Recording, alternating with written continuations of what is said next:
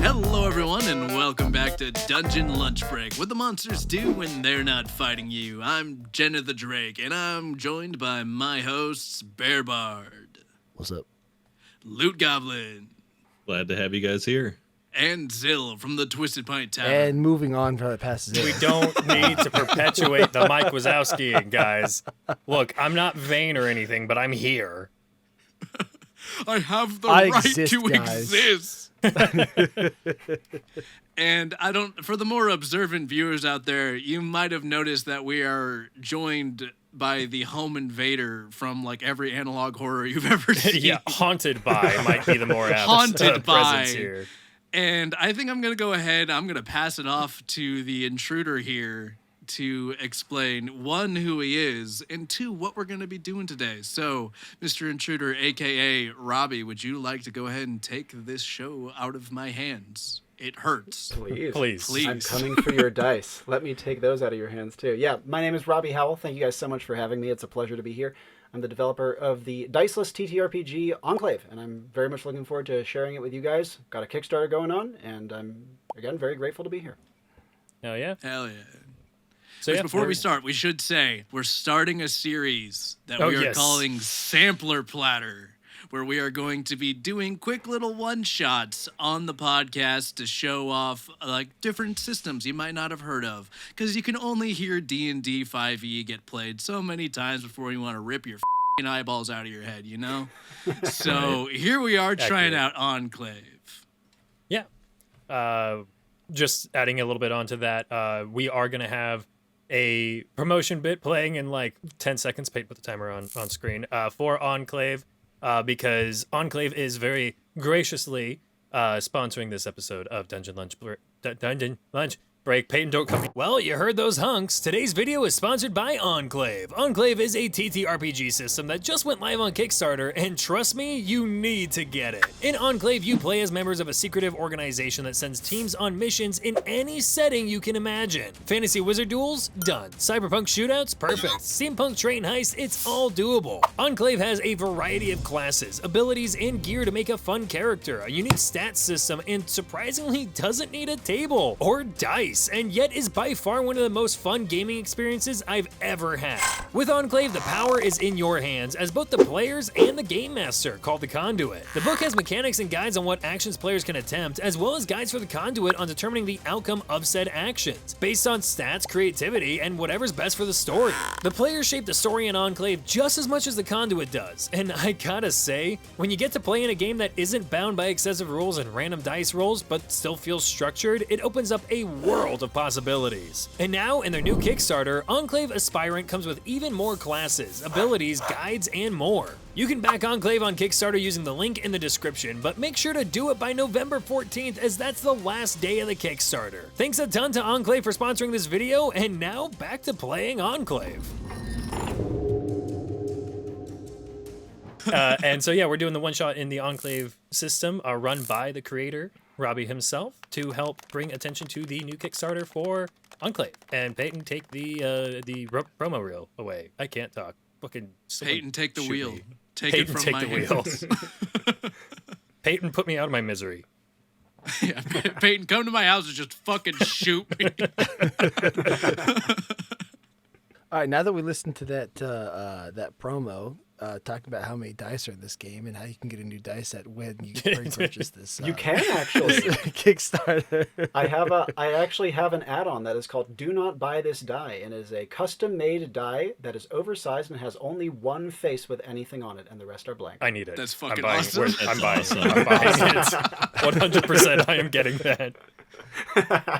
Cool. With that promo down, which I'm sure is totally great, and we've already recorded ahead of time, we're going to go ahead and pass it off to Robby, who is going to take over, and it's just his podcast now. So we just got kicked off of our own podcast. Oh, very generous. Go ahead, take it away, Robby. Thank you very much, fellas. So Enclave is set in an infinite world, kind of a self-contained multiverse with only one constant, a shadowy mercenary organization at its heart called the Enclave. Known to almost none, but omniscient and omnipresent, it reveals itself to those who it deems worthy to join its ranks as agents that it then contracts across Manifold to accomplish missions on its behalf. Every time you play is a single self-contained one-shot with continuous characters, telling the story of a single mission.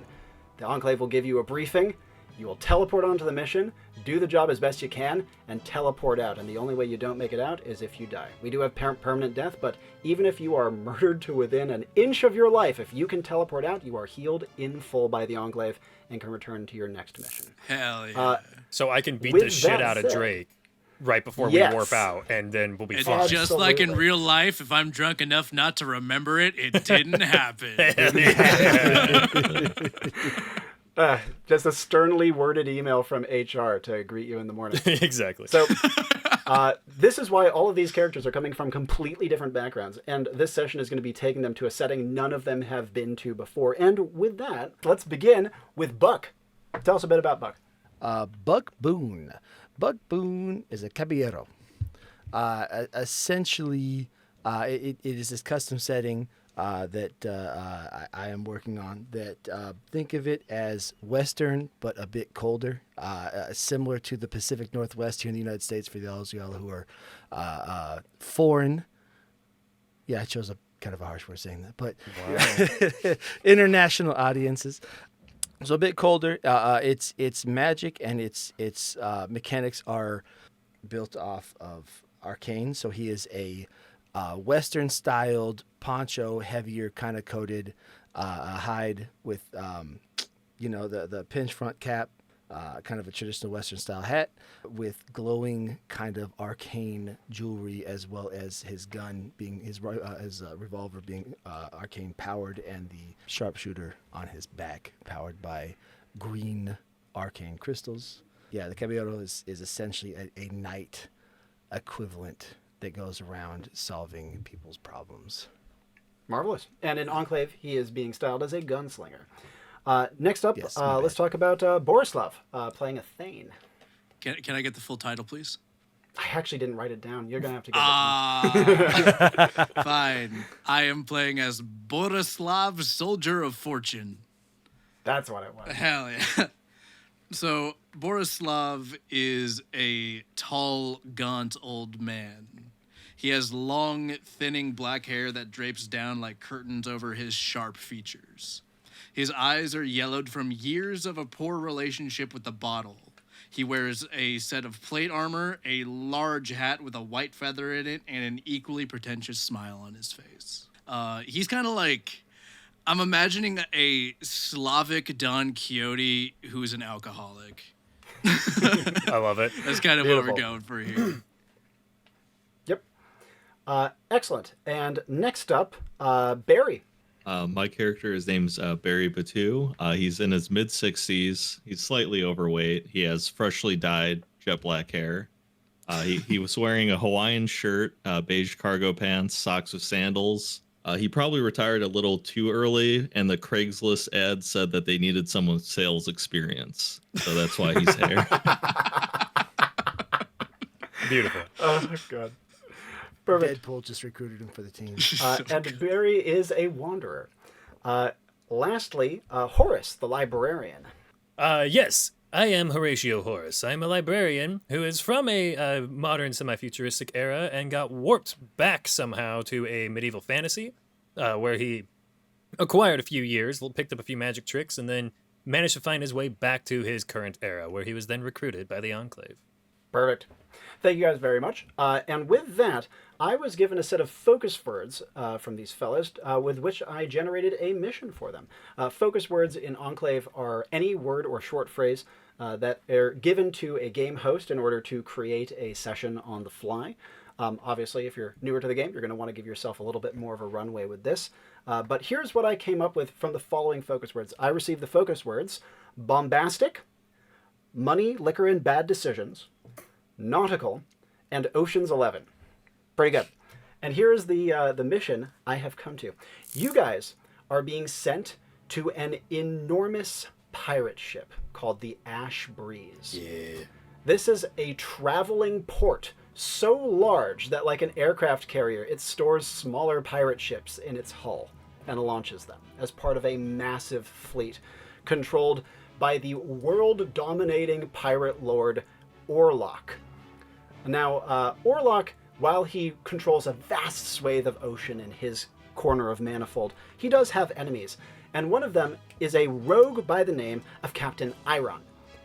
Iron and his small crew have been an enormous pain in Orlok's ass for quite some time, winning quite a few victories and slipping through his clutches while just being irritating and stealing things that he stole rightfully in the first place. And so eventually he sued for peace.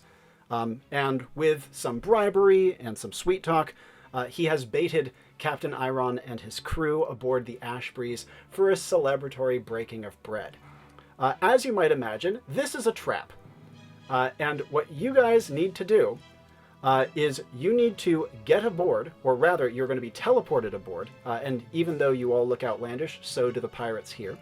And you need to, one, get Captain Iron and his crew off of the ship. And two, you need to find the peace agreement they signed and tear it up. Oh, hell yeah. All right. Now, Okay, a so few things... we're on Iron's side, correct? You We're are just- we're trying to save him, get him Iron's off. It's an side. escort. You We're are trying to rescue rescue mission. him. Exactly right. Okay. Couple things of note. First of all, Captain Iron arrived here by way of a giant tamed bird, which is his kind of replacement for a pirate ship. It is big enough to carry his whole crew and is currently being tended to by Orlok's team. You will need to find a way to get this bird out of his clutches as well. Second thing of note, Iron does have a crew. He's very close with his crew. He is very reluctant to let his crew go. You may need to force him to, because your only person you need to rescue is Iron. The third thing of note is that Iron and his crew are smashed. They are not going to be in their right minds. They're going to have a very hard time thinking, and they're going to have a very hard time being on their feet. They are extremely good at what they do. They're very talented as pirates and rogues and swashbucklers. But when they're hammered, a lot of that kind of goes right out the window. So you're not going to be able to expect all that much help from them. Last thing of note is that you might say, well, how the hell did this legendary pirate Iron walk into this wildly obvious trap? That's a great question, and it is not known. Perhaps that is something that will assist you in figuring out your mission if you can solve it. Actually, one more quick thing is that, like I said, you guys look very outlandish, but so do the pirates here. Orlok has an enormous range and gathers people from many different cultures and backgrounds, including many non-human species. And as such, you won't stand out, and you will probably not even be questioned. You all kind of look passively like pirates. And they have enough security checkpoints and like their fleet that surrounds the Ash Breeze that there's no conceivable way someone could get aboard without being vetted, unless you, of course, get teleported aboard by the Enclave. Right. So don't worry about being questioned unless you start doing something wildly suspicious. Oh, pardon me. I keep saying one more thing. I got one final thing for you, too. You're good. The trap is about to be sprung. You'll have less than a minute from when you pour it in to actually start moving. Oh, shit. Okay, so just because time is of the essence, quick recap. Massive pirate port ship thing. Guy who like runs this place invited the guy we're here to extract for peace talks, Yep. which is obviously a trap. Yep. And He's gotten a peace document out of him. He's smashed him and his crew are all completely drunk. So you need to get Iron out. We're trying Only to him. get Iron primarily, and then, if possible, his bird and his crew out. But every one of them is absolutely shit-faced. Precisely. Not the bird. Not okay. Well, not Yeah. the bird. And of note, if you can't find a way to get the bird, that'll be a serious problem because there's no ship here that's going to be able to like be fast enough, especially for a one-man crew to get away. So the bird is pretty essential. And there's no way, like, we couldn't use our. Just to explain the Enclave badges a little bit, because those are how we warp in, and then we can ping out with them when the mission's done, or do an emergency ping out. Only an agent can ping out. So we You are can't not able to grab bring someone. someone Okay, else with you. that's Yep, you cannot bring an NPC. okay. So we Excellent gotta question. But by the way, get them out. Okay. so as a side note, just to as for the viewers, we just met Robby. We have not done a lot of it's true. pre-planning for this. It's not like this. Like genuinely, we're not going into this like where we prep something. Like we met him an hour and a half-ish ago, and this is just kind of like BSing a little bit. And then we recorded on. It'll be for the Patreon. All we did for character creation, we literally gave him those words 30 minutes ago. I don't even know if that, maybe 15, 20 minutes ago. So all this really is genuinely like, we just heard all this for the first time. He just came up with that within 15 minutes. So this isn't like, hey, it's so easy, but we did 2 hours, 3 hours, 6 hours of pre-planning. This is all genuinely just happening. We all have been on this call. If it's any indication of how little we had to think about, like how little put together this was for any like potential of knowing where things are going, we do have a knight, a gunslinger, a semi-futuristic librarian, and Wash from Firefly as our cast here. So, and I genuinely used a Western name generator to come up with my name. I just took all these crappy names and I found two first name and last name I like together and put them together. It really is like this quick. We didn't do like I just sat down for the first time since like 6 a.m. this morning. 5:30 a.m. this morning, right before to have this meeting. So it really is genuinely a quick, fun hop in. That quick to pick up. Enclave is a fast just game. to give that little side to bring us in. Totally, thank you. Now, babe. I appreciate it, man. Yeah. So where now, are we now that we've right done? now? Right now we're doing Q&A. Don't worry, I'm not chucking any guests Okay. yet. 1 minute starting now. This is you have 1 minute. Right, He's let's do dead. Go. Yeah, you're all dead. The mission statement that I just gave to you is something that we're going to handle out of character, but all of your characters know. And I'll give you a chance now to ask questions out of character. The answers to them, all known to your characters in character as well. We just do it out of character for speed. From here, your characters normally would get a chance to like meet and powwow. For time's sake, I'm just chucking you right in. So as soon as mission statement is done, you are porting onto the mission, straight into the action. Your characters will know who they're working with. They'll have been given like the faces and the names and a brief summary of the powers. So it's not going to be like, oh my god, who are you? But even so, your guys are going to be flying by the seat of their pants to go into this. Okay.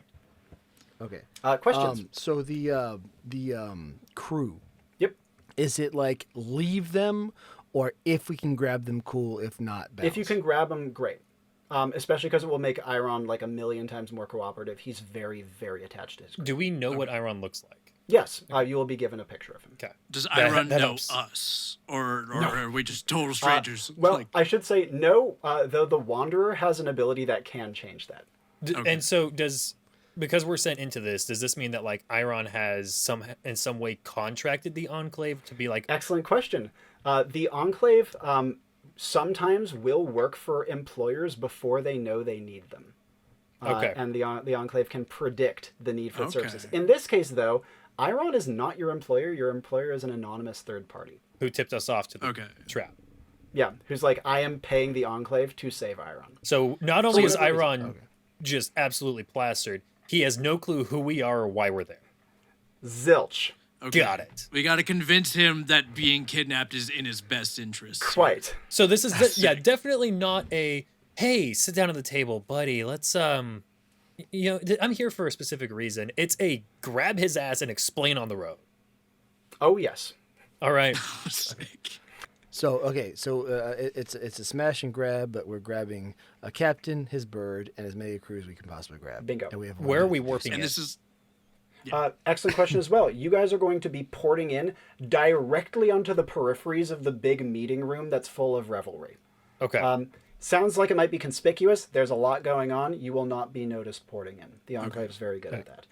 Do we know where the bird is? Yes. So we walk in, we see him. Yep. The bird is. This is going to be one of the below deck areas. The bird is going to be directly, not like one floor above, like a couple floors directly above you. Reminder that this is a massive ship, and though it is a pirate ship, it's a wildly fancy one. So you can think of it kind of like, oh god, this is just made it way more horrific. Imagine Carnival Cruise meets One Piece. This is the way I would describe the aesthetic here. Now, do we know the whole layout of the ship? Like, do we No, already have that? you do not have the full layout of the ship, but the one other piece of information, Enclave will give you a picture of Orlok for sure. You'll have him. So you'll recognize him, but also the Enclave will give you the pictures and the names of all of Iron's crew. He has a decent-sized crew, almost a dozen people. And they are a motley collection, even more motley than yourselves. I'm not going to go into details on all of them now because it would be tedious and take a while, but as they come up, I'll be like, yep, that's a crewman. Cool. You can recognize them. There are some other socks and sandals in this crowd for Barry's sake. Yes. Okay. Are we okay? And then so we have a minute. Do we for sure we know that we have 1 minute, and is it going to be like their whole crew's going to turn us? Do we know how this minute ends up? How it ends up in 1 minute? Is it one person? He's just like everybody. In a minute. The goal is to kill Iron. It's not even known whether Orlok is going to try to take down the rest of Iron's crew. He is probably going to at least jail them. But of note, you guys will not be obvious enemies from the moment you port in. Like you'll just look like random motley pirates who have come aboard to participate in the festivities. And as such, don't expect every gun in the room to turn on you unless you make yourself a threat. Okay. So in 1 minute, they're trying to kill Iron. They're not taking him prisoner or anything. It's just no, bang. It's just getting rid of him. And it's going to be Orlok himself. The trap is going to be sprung. That's what I was asking. Is it Orlok himself or is it his crew? It is going to be Orlok himself. He has a reputation to maintain, and he's going to want to do this himself. Iron's been a pain in his ass for a very long time. Okay. All right, I think I'm as ready as can be. Okay. Right. Final questions. Are we good to go? Are we porting in together? Yes, you are porting in as a team. Or is it? Well, yeah, but are we beaming in the same spot or on different spots? Roughly the same spot. Yep. Good question though. In that case, let me give you a bit of a lead in. You guys teleport through your badges to Enclave HQ from your homes across Manifold. You might have been here once before, maybe when you joined the organization, but it never gets more comfortable. The place is vast. It's almost an infinite building complex in and of itself, decorated only in shades of gray. It has the grandeur and the beautiful designs of a Gothic cathedral and the sleek sensibilities of a neo-futuristic high-rise, but it is so eerily clean and quiet that it feels like you're walking in a dream. The only splashes of color around you are agents like yourselves, who are so alien, so strange-looking, as to be positively unearthly in some cases. Some wave, some snarl, some ignore you as you pass, but each of you are led by a faceless attendant through the labyrinthine halls until you reach a series of small, dark chambers. They have rounded corners at their floors and ceilings, and you can see that there is a gleaming telepad waiting for each of you inside of them. It springs to life as you enter, and you would hear a disembodied voice speak into your ear, firmly, calmly, politely. Agent, please take your place atop the telepad. And as you do so, you would feel your body begin to dissociate, a tingling sensation rising up your feet and passing up your legs, leaving them as though they had fallen asleep. When the tingling passes your chest or your stomach area, your guts churn violently, and then you no longer feel them. When it passes your chest, your heart flutters, and then you no longer feel it beat. And when the tingling passes your eyes, your vision explodes into ribbons of color. The world around you falls away. There is a buzzing in your ears, and then there is nothing. But as quickly as the sensation comes, it leaves, and you are surrounded by noise and smells and colors and song. Behind you are beautiful, if somewhat janky, glass windows panoramically looking out onto the ocean behind. You're inside of a riotous meeting room. It's beautifully decorated, but the decorations seem to be the type that needs to be replaced after every single meeting because the chandelier is being hung on, the portraits are being used for target practice, people are blasted. Not to mention, they're pirates. There's all sorts of revelry and skullduggery afoot. Gambling in the corner, hookers in another. It's a mess. That said, up ahead in front of you, you can see a grand, beautiful table with a couple of drunk gentlemen dancing arm in arm atop it. And sitting placidly at one end is Orlok himself. You immediately see him through the crowd. Of note, Orlok is not a big man. He's on the older side, approaching 70 at a guess. He's kind of peaky. He's perfectly shaven, very clean shaven, has a small queue of gray hair. His clothes are even relatively humble, but he has a deep kind of eagle-like scowl. Even though he is smiling, the smile doesn't reach his eyes, which are lasered in on the man at the far side of the table, the side closer to you, but whose body and face is blocked by the crowd, and as such you cannot see them, though I'm sure you can guess who it is. Immediate actions upon porting in. Describe what you're doing, describe what you're looking for, etc. We will begin with Buck. I was hoping you wouldn't say me first. Do you want me to say someone else? Tell you what. Yeah. Now, do we have like a quick second for communication? Would we have done this ahead of time? You can talk to each other. You wouldn't have had a chance to communicate before this. You just have gotten the mission statement and who you're working with. But given that you guys have poured it into, the side of the room, outside of the spotlight of the chaos, it's quite loud, so you'll have to get quite close to each other to speak. What would Buck like to do? Okay. Again, with urgency, since we have literally 1 minute, I'm gonna go distract Orlok. We need you guys to try to gather the crew and try to gather the captain. I see him. I kind of point out where, because obviously they see him too, but just to kind of quick point out, and then look for nods. So, Yes. Nods. I thought you said knots. Yeah, I was like, it's a what? ship What are and there's knots? rope everywhere. Yeah. No. Look for nods of approval. And so I start making my way over to the captain himself. Yep. Towards Orlok or towards Iron? Orlok. Yeah. Correct. Okay. Orlok. Absolutely. As you are moving your way over, the crowd here is not very conducive to weaving your way through. And you quickly come to for example, a group of huddled individuals who are playing dice on the ground and don't particularly want to move on one side, and then the way around is blocked by a line dance of people who have also no interest in moving. And as such, Buck will either have to use some muscle or take a very long route around. What does he want to do? Could I kind of skillfully work my way into the line dance? Dance a couple steps over to get around to the game on the other side. It's a thing of beauty. You do have the trips to skill, I believe, triple plus to skill, and I think I do. I think you also have a plus to reflex. Is that true? Yes. Yeah, reflex is the And stat of agility on top of that. So yeah, just looping your arm in, line dancing your way over, and popping out the other side. Yeah, it's perfect. As Buck is deftly maneuvering the crowd, initial actions upon porting in.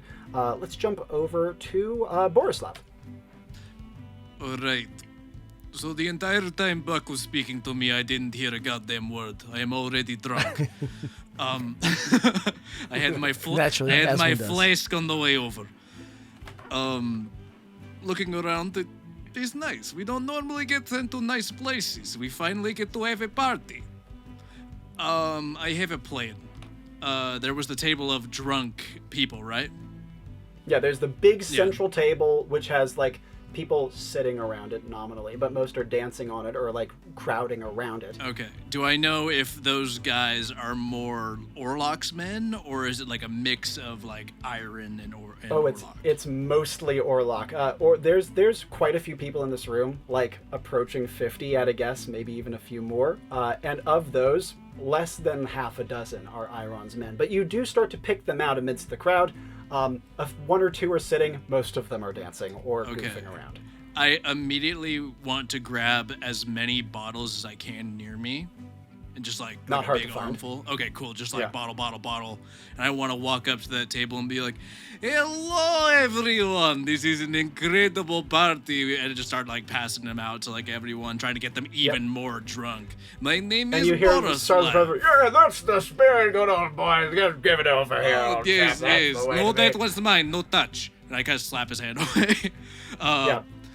No. I am Borislav, Soldier of Fortune. Have you heard of me? You can see that even though your vitality stat is 2, I believe. It is a 2. Yeah, and so because of that, even though the room is full of sound and chaos, Borislav is able to actually hold people's attention despite the drunkenness as well. Course. So you have a little crowd of a dozen people looking on. Yeah. You see that to your name, you just see kind of blank, somewhat unfocused faces in return. I know damn well they don't know me. I'm from another world, course, but I'm trying to convince them to Still, if talk them up. Yeah, you're exactly. cool, you know Borislav. Is this exactly. the main table with Iron, or is this... Yes, it is. Though it is a very big table, kind of oval, and as such, Borislav would be coming in kind of midway. I'm trying to make friends, to make myself you want to be liked by me. Yeah, exactly. Yeah, that's good. Borislav would feel an arm thrown around his shoulder by a pirate on his one side as he is talking. Follow-ups from him before we jump over to Barry and then Horatio.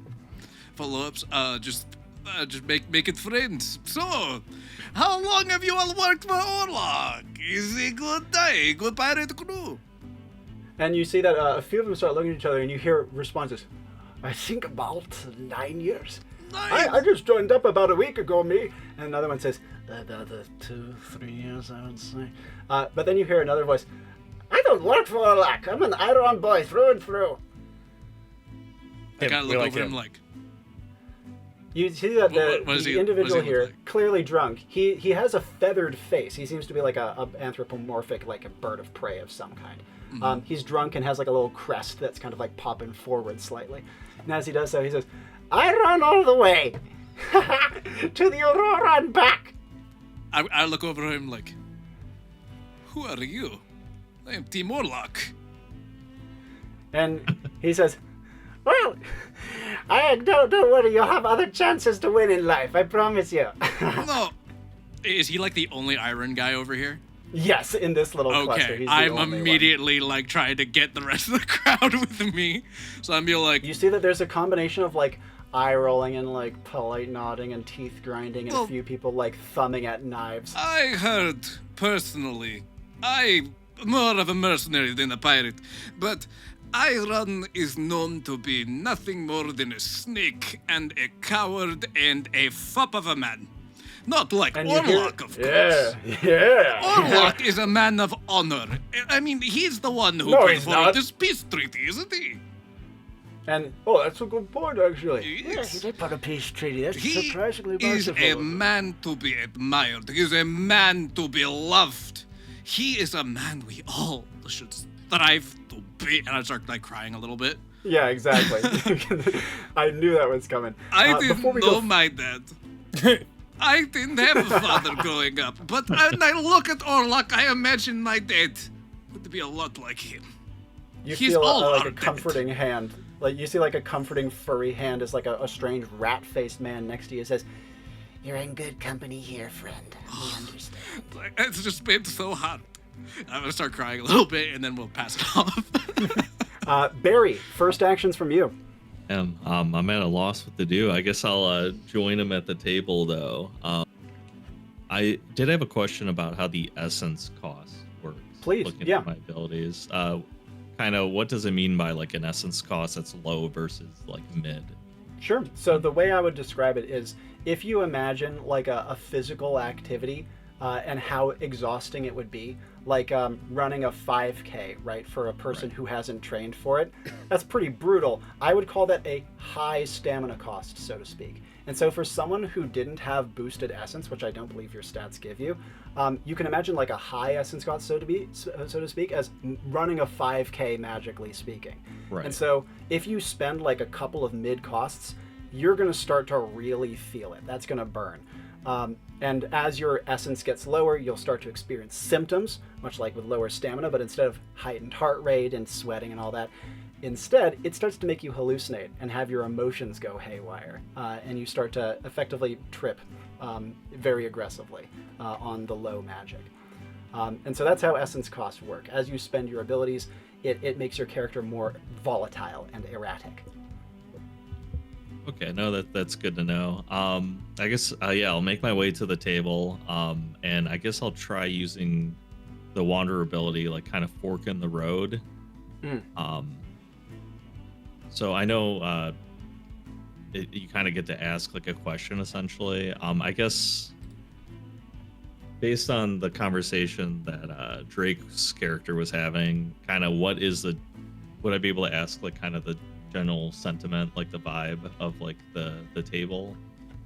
Think about like in terms of routes, as in if Borislav keeps going this direction, then X. You know what I mean? So Gotcha. Think about it in terms of a route that you could take.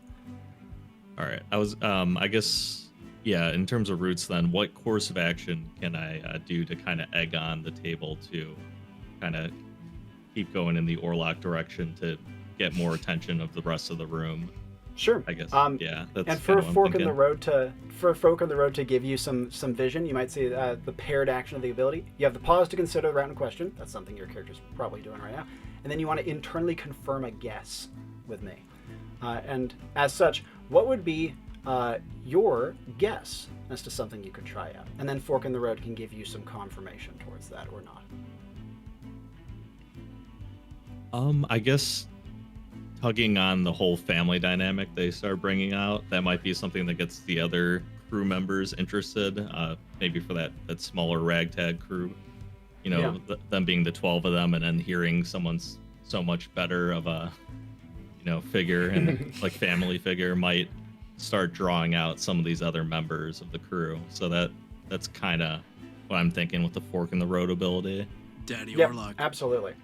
And as as Barry would do so, I don't know how maybe in the past you would have conceived of Barry's like visions coming upon him, but in whatever method it would reach him, he would see this image of a grandfather sitting by a fireplace as his grandchildren argue and fight and bicker and even start to like scratch each other violently.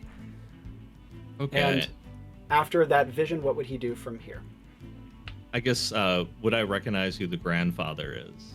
It's obvious. Okay. It is clearly the big man himself, Orlock. Though the children seem more extrapolated. They seem to be like a representation of those around more broadly. All right, I'll trying to think of Drake's character's name. Borislav. Soldier of Fortune. All right, I'm gonna put my hand on Borislav's shoulder and say, "Tell me more tales about this great man. What has he done?" Barry. Surely you all have heard of the infamous. I kind of like whispered over to him, like, "What are you? What do you want to be known as to these people?" Just the navigator. Yeah, I was gonna say the legendary navigator, Barry. And you see once again complete crickets. People are like, He has navigated across waters infested by krakens, infested by eviler pirates. This is the absolute worst of the worst, and he has gotten them through safe. And here he is to swear his fealty to Orlock himself. You see that people are kind of like nodding along, and you see that, especially given your vitality stat, you guys have drawn a slightly like more eyes and faces are pointing towards you, and you can see the kind of like small rat-faced man nearby says, "Navigator, huh? I suppose we're in the market for it. We have quite a few ships that are still in the hull right now. We need to deploy the full fleet at some point because contracts have been running up." Contracts running up. Legal troubles. You, Mr. Ratman, I could tell you. Excuse me? Wow. May I ask your name, sir? No. Well, Go loud, go move loud. on to the next one. jumping back Shot him in the over. face. Jumping over to Horatio, what would he like to do upon porting in? Okay, so first thing upon porting in, and a question about this because it's a little bit of a tweak, I think, on the intent, but I'm curious about catalog. I'm not so please. much interested in tidying surroundings, but the aspect of gleaning information from the surroundings. Certainly. As soon as I port in, would I be able to like huck my glasses in the air to just circle the room and spot really interesting. every one of Iron's crew members, so I know exactly where they are in the room? So what you are doing is a mechanic called energy work in Enclave. Energy work allows any supernatural power to work slightly differently if you change the paired action. Okay. And so in your case, you're changing up catalog to not have the tidying and just have like look for a specific piece of information in an area, and you're changing the paired action by having your glasses fly off into the air. Beautifully done, absolutely. Okay. I think it's a great use of catalog. Cool. They would take a quick circuit of the room and kind of like a nip back to your hand like a drone, and then you put them onto your face, sort of deal. Yeah. And then like as Yeah. I put the glasses on, I then get all of the information of where Iron's men are. Basically, into your head. I'm wanting to know, like, in this room, exactly how many are there and where are they in this room. Absolutely. You clock Iron's location, and you clock 4 of his other crewmen. Only 4, I should know. And we know that he came here with about 12, right? Yeah. Okay. So then, with that, I would like to start making my way through the crowd to, I guess, because we know that there was the one at the table. How many are like on a route between me and Iron? Excellent question. There's one other on the route between you and Iron. There's the one at the table who isn't en route, but you would be able to see him quite clearly. There's one over in a corner near to a staircase, not terribly far from you on your right, and there's one all the way across the room to your left. Okay. And then I think... Sorry, one second. Buck, follow-ups from you as you have line danced your way across the blockage in the room. You're on the far side of the table, the kind of side where Orlok is sitting, but of course there's lots of pandemonium around him. Yeah, okay, so I'm trying to, put myself in a position where I can, distract or get to Orlok. Do I notice am I close enough to be able to start seeing details with him as far as where a weapon could be, sure, what his plan of attack would be, yep, in that way? You have a what sensory stat? I believe it's a plus to sensory. Yes, 1. Nice, yeah. And so you'd have better than average eyes. And because of that, looking at his person, you're seeing him kind of from the side profile. The first thing that would strike Buck is, again, how plainly he's dressed. He has his, great big, tall watch coat on that drapes down to the floor, so there could definitely be something hidden underneath that. But he seems to be kind of a small guy with maybe, a bit of a reedy frame. And again, compared to the people around here seem to be carrying weapons very, very openly. They have no compunctions about that. You see even some of them are being drawn and various little squabbles happening around the room. But for Iron, for Iron across the room, he is no exception to this, by the way. He has a weapon out as well. But Orlok, he does not have any visible weapons on his person. At least not from your vantage. But we know that Orlok wanted to do it himself, right? Oh, yes. Orlok wants to do it himself. Yes, yeah. Do I see anything on him that would give me some sort of insight onto either two things? Either A, who he is, as something that would be interesting to him, so if I try to start a conversation with him, and B, if he has any sort of magical abilities or any other way he would potentially attack Iron, yeah, whether it's physical damage or potentially a magical damage, that kind of thing. So there's two things that you would note, especially now that you're at this side profile. One, he has a furl of parchment that is tucked in a breast pocket. And second of all, kind of under the table, not really trying to be out of sight, but not super obvious, he is contact juggling something. You see it's a beautiful little, it looks like a bead or a marble, no bigger than a golf ball. It is beautiful and opalescent and shimmering like the Aurora Borealis. And have you seen contact juggling before? It's so freaking cool. It's as though the ball never leaves his hand, and he just kind of moves the hand with it, just kind of. He's doing the fucking fushigi thing. Back in the 90s. He's doing the fushigi. Yeah. Yes, the fushigi ball. Yeah, exactly. Yeah. And so he's just kind of doing that quietly under the table. So just David Bowie. Yeah, David Bowie in Labyrinth, precisely. Cool. I can't unimagine fucking Orlok just playing with a fushigi under the table. He's honestly, like fucking aura, aura. God. Yeah.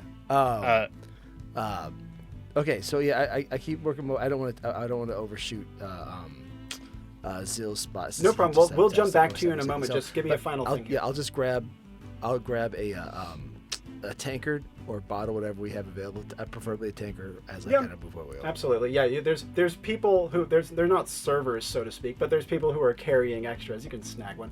It's not like there's rules. And as you grab a tankard and mosey your way over, jumping back over towards Horatio. Yeah. With the information gathered, you've gotten the locations of Iron's crewmen around the room. What would you like to do? So I would like to start, going through the crowd towards Iron, knowing shit's about to go down.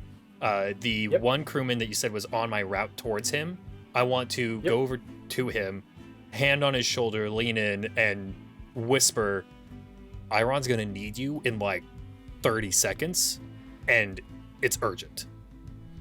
As you do so, he kind of slowly turns to face you. He's a massive guy. He has somewhat orcish features, to use more conventional fantasy terms. Completely bare-chested, kind of body wraps around his abs, that sort of deal. And he has a huge wooden sword slung across his back. As he kind of looks over towards you, with his eyes kind of squinting slightly to try to put you in focus, he says, "What?" Okay. Knowing, so I have 3 pluses in intelligence. Would I know the native language of this guy, perhaps? That's awesome. You have a book bag on your person. Okay. I will give you with your intelligence that you would know his species, his like non-human people. Okay. He is of a people who call themselves the Rukta. Okay. And because you know the name, the book bag allows you to pitch books that you pull from it. And something like a Rukta translator is certainly, or a dictionary glossary is certainly available, as is you could use the ability Knowledge is Power, which allows you to absorb an entire book's worth of knowledge in moments, as well as get a themed magical effect based on it. So what I wasn't trying to use Knowledge is Power because I just technically same action-y thing, just a catalog. It is actually fine to stack abilities. You Sick. just can't stack the same one. So then I'm trying to just mainly convey like, cut the shit, this is urgent. So Sure. without having to use Knowledge is Power yet, because I have another idea for that, just through maybe knowledge of customs and like ways to convey urgency and importance and threats to him and his people. And then also with a plus in will, maybe to like seem very like adamant on this. I'm gonna say, yeah, that's cool. his, this is life or death. Come with me now. Iron needs you. And you said you were looking for kind of customs from his people. Yeah. Is that correct? You like just looking at him, you can see that he has like body paint across his person, specifically a set of 3 strokes that go across his face. Okay. And because of that, it seems to be that there is like an element of the crossing of the face that would convey solemnity or seriousness. Okay. So then, yeah, it was just being a bit more imposing through will, and then telling him, Iron needs you now. I'll trace 3 fingers across my face, and then gesture, come with me. You can see that immediately his eyes focus in. He's still drunk, but he's trying. And he says, "Right, come in." Okay. And I'll just, with him basically being my wall of meat to plow through the crowd, making our way towards Iron, hoping that this guy will, when shit hits the fan, go to his defense. As you push your way through, you would have been given the name of this crewman at Enclave HQ. His name is Koron. Koron. Okay. Koron. And as Koron kind of pushes through the crowd and gets up behind Iron, you can see that he's jingling dice in his hand and is kind of smiling gaily with a bandana kind of pulled down over one eye. He's very drunk, and he has an enormous stack of money in front of him. You can also see that he is kind of twirling like a broad cross-guarded like a boarding knife. And this is around Iron? one finger. Yeah, this is Captain Iron. And he's kind of like looking across the table. You can see that he's making eye contact with Orlok. You can tell by his eye line. And given that you can see Orlok full in the face across the table, the other man is not breaking that. As Horatio would reach Iron's side, what would he like to do? I guess I would take the side opposite of Koron, you said? Yep. Just ready to grab and run as soon as things go. So I know it's not like readying an action like in D&D, but basically using the rest of whatever time I have in this moment. You'd be tensing your body. Yeah, to be ready to basically pull him to the ground. Yep, absolutely. As you are doing so, let's jump back over to Buck. As Buck is navigating closer to Great Orlok, what does he want to do? Okay. By the way, and I know you said you gave me kind of like it looked like he was prepping, almost like a spell. Did I see anything that gave me kind of some insight onto him as a person beyond just being a pirate? Like, do I have any? I mean, if there's nothing, there's nothing. But like, do I see anything that would be kind of like, if I wanted to get his attention, some sort of hint to that? I'd say that he is keeping his cards close to his chest far better than any pirate in this room by far. He doesn't look like he's had anything to drink. Like I said, he's very well groomed. He's not fancy. He's just clean shaven, clean hair, clean skin. And so he's a sharp contrast. He looks, for want of a better term, more like a businessman than a pirate. Though that said, the other thing of note is he has perfect posture as he kind of sits in his chair.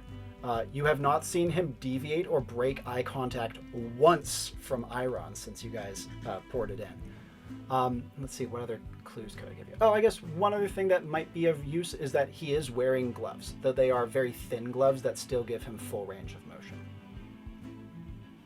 And he's still able to Bashiki ball with the gloves. Although I guess David Bowie did too. Yeah. So It's just It was like, Orlok with a fushigi. Yeah. They both have fushigis, Yeah, and they're that's- just kind of yeah. like dueling under the table.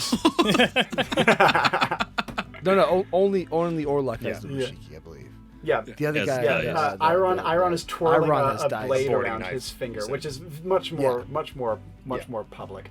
And that said, even though it does look kind of magical in nature to some degree, it could also be a fidget. It could also be a flex. It's not immediately obvious. You don't see magical glamour I got you, spilling yeah. off of it or anything. What does Buck want to do? Okay. I kind of, as I approach him, is he have any sort of like bodyguard that's stopping me No. from just coming up to him properly? Not at all. Okay. I'm gonna come up and I'm going to, good old Captain, we're out here, and I'm gonna kind of try to almost like look like I'm handing him the mug, but I'm going to kind of spill it on his little parchment piece. Thinking in my head that it's kind of a potential spell type deal. Yeah. So I'm gonna spill that on him. And as you do so, all of the pirates that are at your end of the table who aren't completely distracted go and tense up. It's like the drunkenness falls from them as they just look in tensed horror at you spilling a drink on Orlok. Orlok does not break eye contact with Iron across the table. And he would say to you in clipped tones, "Greetings to you, foreigner. To what end may I avail myself of you?" Well, actually, I kind of have a cool trick to show you. I've been waiting to show it to a captain. I practiced it real good a couple times back home, and so I'm going to try to use standoff. Yeah. Seeing if I can do it, but my idea is I'm going to do standoff, but instead of just doing a clear, just like, Mexican standoff staring Clint Eastwood music in the background, I'm going to pull basically think about the same size as the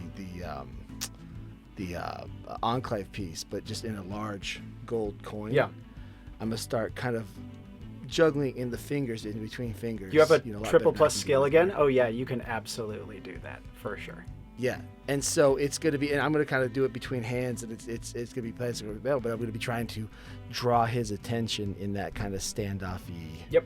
move into, making him break eye contact with, and just not look at the other captain at all, ideally. And as you do so, Orlok would say, without breaking stride at all, "I see. He is a very lucky man to have some unknowable faceless benefactor who would be willing to risk life and limb to save him." It's as though Orlok sees exactly what you're doing, and yet he turns his face to you. His eyes are piercing and cold, but as he does so, his little contact juggly thing ends as he kind of like almost sleight of hands it, maybe up his sleeve. It just kind of vanishes from him. And he very slowly withdraws a small Derringer-style pistol. He doesn't point it at you. Indeed, thanks to standoff, he would not be able to, even if he wanted to. But instead, he just kind of holds it off to the side slightly. And he looks to you and he says, "And to you, strange foreigner, to whom do I owe the pleasure of my time?" Well, folks back home call me Buck. Bucky Boone, if you would, for this little coin toss here, but Buck, if you will, Captain. "I will, thank you." He says, "And how found you aboard the Ashen Breeze? How found you here through rows upon rows, layers upon layers of ships, security, defenses like one wouldn't imagine? We are a fortress here, and yet you waltz in so effortlessly." Well, it sounds like it's somewhere I'm supposed to be then. Maybe making it through the normal route. I don't know how I would make it past all your fine crew here without any sort of, magic whooshing ability. And as you can see, my coin trick here is not so much magic, but just a lot of skill. Thank you very much. I don't know why you think I would be any sort of shady figure off coming in. A great preponderance of skill can certainly get you places, but I would favor planning myself. He slots a single bullet into the small pistol. Do I see it's a like strange things bullet. escalating from across the table here? Is this like No, all eyes are actually. on? Because as soon as Captain Orlok turned, the pirates around sigh a sigh of relief and go back to partying.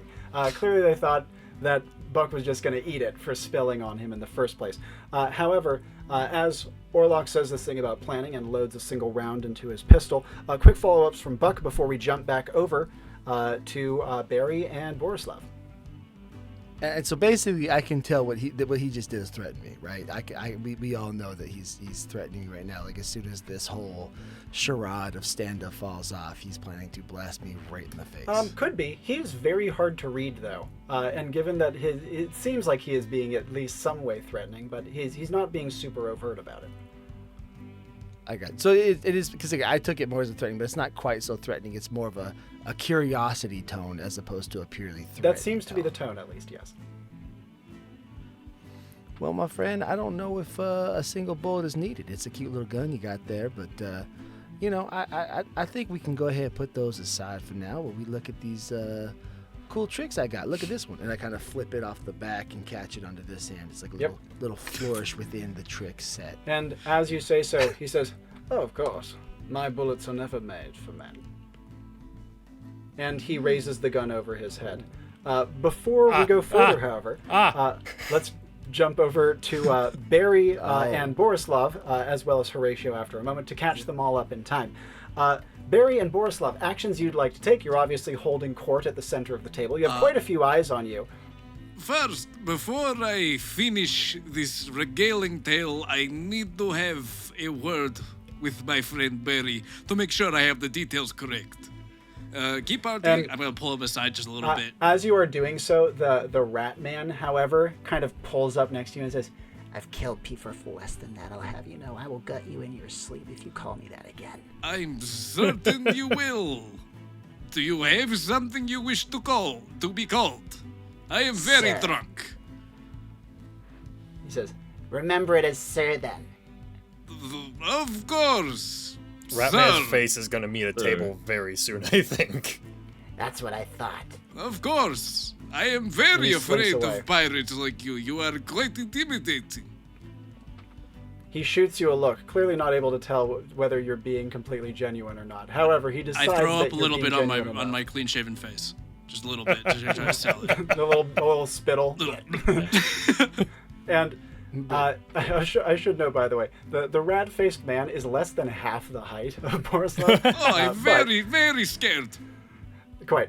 And as Borislav is pulling Barry aside, Barry, do you have any actions you'd like to take, or are you just going to powwow with your teammate here? So my game plan after they were kind of like hyping up their leader, I was gonna hand. Would I have like any tobacco products on me? Like I guess more modern day, like cigarette or something. You do have the Wanderer's Satchel item, and the satchel lets you pitch random stuff you got on previous travels. For this character, having some random tobacco is completely in theme for that. I was thinking of passing that out with the intention of kind of pairing it alongside. Let me double check the name of the ability for this.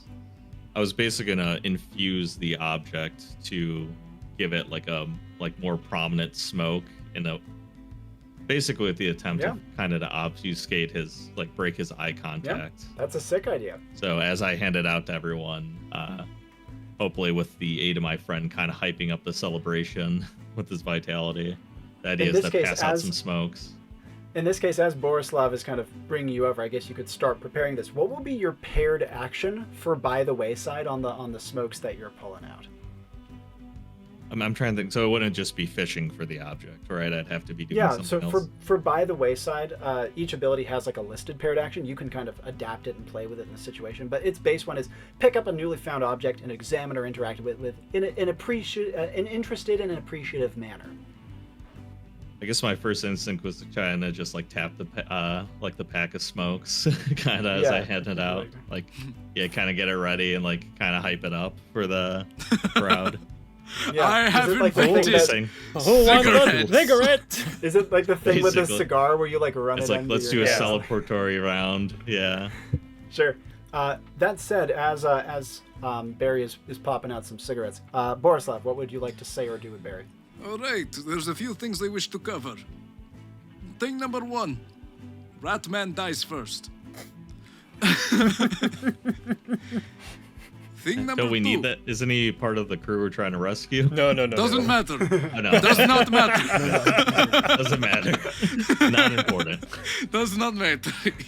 He's completely expendable. True.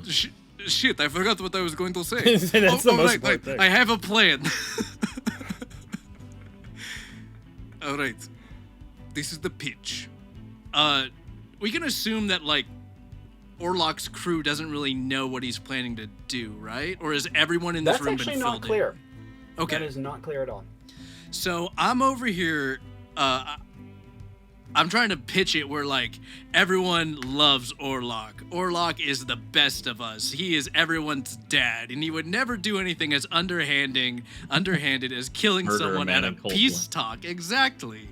Because that would be beneath him. So, I have everyone sold here that Orlok his shit does not stink. It is good. I believe we can buy some time. We make Iron look like the biggest piece of shit that ever lived, and make Orlok look like everyone's father. But then, we make them believe that Iron is trying to sabotage peace talks, which is a punishment that needs to be punished with death, correct? I mean, I would assume so. Yeah. But Orlok, being the honorable man that everyone in this bar thinks he is, would never just simply kill him. No, they would have an honor duel. An honorable duel with everyone watching. And then we cheat the fuck out of it, make sure Iron wins, and we leave happy. Do you think Orlok's the kind of guy to take you up but on I that do think offer? he would cave to pressure of every man in his crew. All right, then what do you think we should do about that? I think we need to find a way to make Iron be more of a piece of shit, and Orlok be less of a piece of shit. And then we propose the idea of a duel in front of everyone in a way where he cannot say no. All right. Do we guess like so. this? Do we like this? Yeah. I am open I to guess constructive I'm in. criticism. If you have How do a I get point the to rest of push, leave. My only request is leave the rat fucker alive. He is mine. Of course. I love how half the. Before we go, No, go ahead. yep, you first. I was gonna say I love how half the team is like ready to like drag someone out the door and try to have a shootout with this evil pirate captain, and half the team is like propaganda.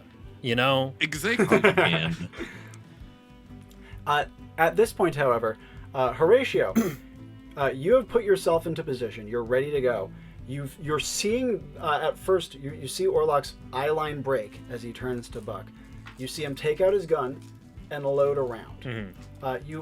This is a little while after Buck and or rather after Barry and Borislav have walked away from the table, like a couple seconds after. Actions you would like to take as you see Orlok raising the gun. So this plays into what I was already wanting to do to a degree, but now it's a little more urgent. I would like to use knowledge as power, with the intent to pull out and absorb basically the map of this ship. Because it's Beautiful. something that, magical booklet or something that I could learn from this device or this item that I'm pulling. Learn it from it. So yeah, I want to glean the layout. One, my main thought was to figure out where the bird is and plot our escape route. But now urgently, what's going on in my head I don't know what he said to Bucky, so I don't want to metagame that. But if that does play into the route my brain is going, I want to know where the bird is. Yeah. And also, through knowledge is power, you get to pitch a relevant thematic magical power that is related to the topic. But we'll start with the knowledge. As it floods in, you are on the second deck below main deck. Okay. and as such, you'd have to go up 2 flights of stairs, which conveniently the exit to this point loops right up into a hallway. From there, another flight of stairs. You're on the main deck. And then the bird is on the forecastle of the ship. Which you're right next is to Orlok as well. going to shoot the bird? Is he like fixed to shoot the bird? That's what I was worried about. 100%. Does it seem like the Earlier he said Yeah. it's not for humans. It's He not said for that shit men, that yeah. birds does are. it seem like the He's got like bird a might 50 be caliber Derringer. Does it seem like the bird might be directly like on the the floor to up directly above Orlok? Precisely in the firing line, yes. Okay. So then how specific or how powerful / mundane does this magical effect need to be? Sure. The magical power cannot be like wildly spectacular, but it can be tangibly useful. For example, the example I gave in the listed ability is if you have a book about fencing, you could have a magical power that let you like fly a sword back to your hand if disarmed, and you could do it any number of times. Okay. So there's utility that can be had, but it can't be warping. Okay. I want in some way to move the bird. I'm not thinking like just teleport him to somewhere else. That'd be too powerful. But Yep. if I could, this area that the bird is at, is he like within a cage or tied down, or is he just conveniently held He is right above? tied down, and he's kind of in like an open area on the forecastle of the ship. You don't have full specs on how the bird Right. exactly is, but you do know where he is moored. And since the knowledge is based in the ship itself, think about a power that can kind of like connect to that thematically. Yeah, goal, move the bird. Now the question is how. So I guess then I would like to kind of two-part it with a very mundane like area thing. I would like to maybe somehow minorly explosively release whatever is holding the bird, whether it be a rope, whether it be a lock on the thing mapped to the ship, something like that. Oh, okay. So So it the would- power is like loosening a mooring or releasing Exactly, like knowing a knowing about the fastening. ship, That's awesome. releasing That's a it, really good one, and actually. being a loud enough bang to startle the bird so it gets away from that spot. Okay, and in that case, as the knowledge floods in to Horatio, he's putting all this together. Is he Brain gonna blast! just like is he just gonna like look up to that area and like focus, or is there another thing he's doing physically? I'm to thinking initiate this? taking inspiration from Bucky and the Derringer and everything. First thing that would snap into mind is basically point, and there's just this silent on our end but audible up there, like almost like a revolver blast Yeah, like of a- just like like that. popping of like just through the floorboard, exactly like what's his name, Orlok? Yeah, Orlok's Orlok. planning to do, but right on the release mechanism. Absolutely. Beautiful. And you feel the power activate. You feel it catch on something. You wouldn't see it like there would be like an internal register. Yeah, Of, oh, I this have part is no gonna idea hit if it you. worked. Yeah, But precisely. But what you do know is within a couple seconds, you hear a distant ringing of a ship's bell. Like, boom, boom, boom. okay. That said, before we go further here, let's jump quickly back to Borislav and Barry. They are powwowing on their plan. Barry, you said something about passing out cigarettes. Is that something you want to start doing? Yeah, no, the idea was to like kind of break the line of sight as he's like staring down, the captain. I want, as they light it, to kind of have it cloud his sight, basically have the wind kind of shift in that direction by Sure. like the magical smoke coming off it. So Yep. as they light it up, that's going to be what's going to start happening.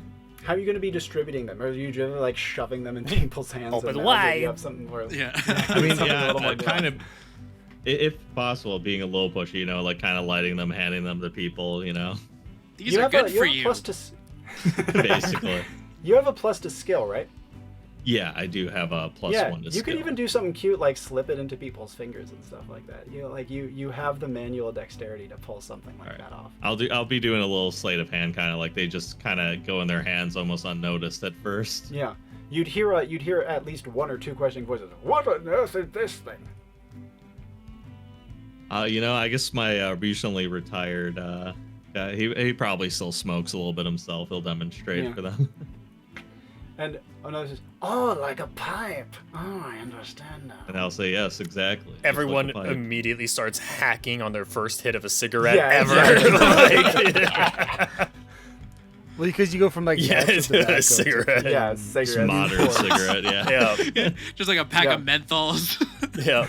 Yeah. That's what I said. Just extra menthol Marlboros. Just fucking. That's great. So yeah, there'd be quite a distraction. Being like, with the sole exception of Iron, who takes a deep drag, kind of holds it in. You can see like a little tear forming at the corner of his eye that he doesn't let on, and then he just lets it out his nose in like a great dragon gout, and turns to you, still eyes slightly watering, raises it like a glass and says, "Cheers, bud.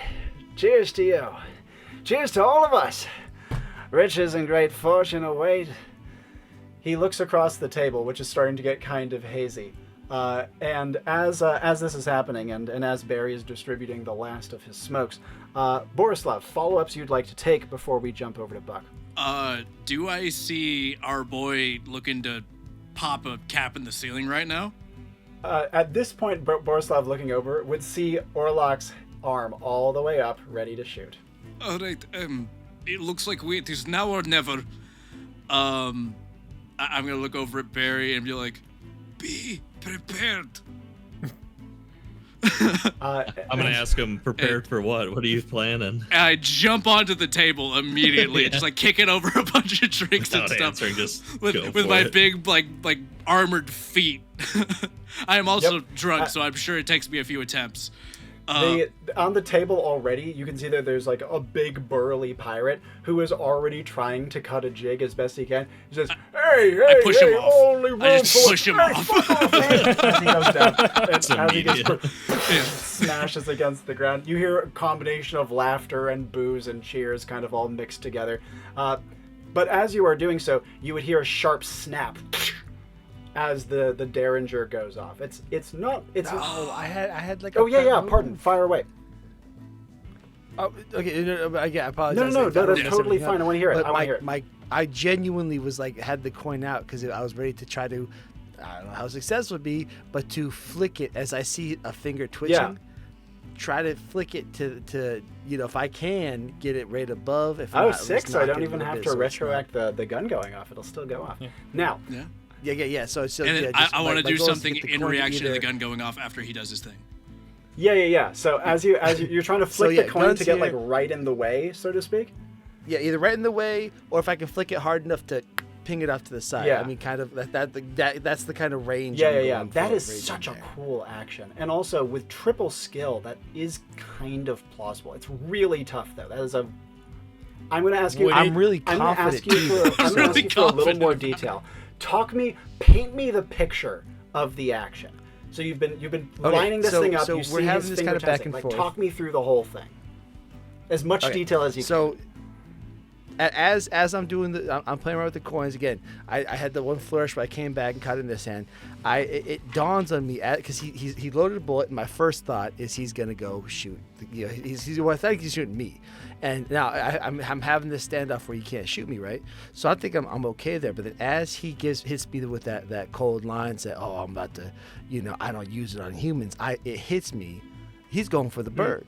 Now I may not have all the insight knowledge, but I would. It sounds like I would have a decent idea that the bird is upstairs. And you would have been told that in mission So- statement. So yeah, you would have that. Yeah, exactly. Yeah. So I don't know that the bird's exactly there, like because I don't have the arcane, but I know that it's upstairs. So, I as I get this, I'm waiting for the twitch in it, and so I'm thinking, again, I'm twirling and I'm ready to, as I see that finger twitch, because the whole moment's tensing up, right? Where he's tensing, I'm tensing, that I come here and I kind of have a quick, Yep. you know what I'm saying, kind of A that little quick flick. sling. And the goal is to again, because I've probably spent hours and hours with trick shots with I was cards gonna and coins, say- Oh, you said bars, trick all shot. I that. like I the wanted to ability, bring the that up, gunslinger ability yeah. quick shot. Yes, and so I know it's not bouncing a bullet, It's a but it is kind projectile, of bouncing yeah. a bullet. it is bouncing a bullet in another form. And so it is that kind of trick shot type of momentum of and again, I would have tried to build up enough momentum in the coin by flipping it, again, to kind of bring it almost like a sling it through. And you do already have you have already point. fulfilled the paired action of trick shot, which is perform a stylish flourish before firing your weapon, quote unquote. And like I said, energy work allows all supernatural powers in Enclave to be adjusted to fit a situation. So even though this isn't a weapon, it's certainly a projectile, and I say good enough. As it whips off, it pings off the very tip of his derringer, knocking it awry by a degree, if we're talking like a 360 angle.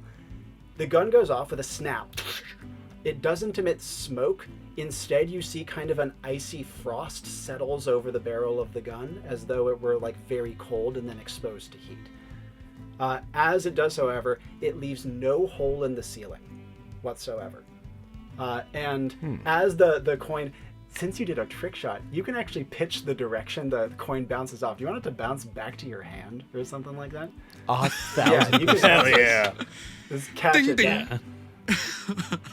And if you catch it, then keep it back into the flourish. And you can see that Orlok has his eye contact has remained unbroken with you through this, and for the first time, rather than speaking, you see that his cold stare is broken. His eyebrows go up, and he goes, gives you one of the little nods of. He said, "Respect, respect." of reluctant respect. However, he says at normal volume, and yet the entire room reacts to me. And every drunken pirate and his crew scrambles to get themselves together and kind of move over to his side to attend him. Okay, so at this moment, I'm gonna shout, "Orlok, look out!" Just in response to as the shot goes off, and then I'm just gonna shock and feigned.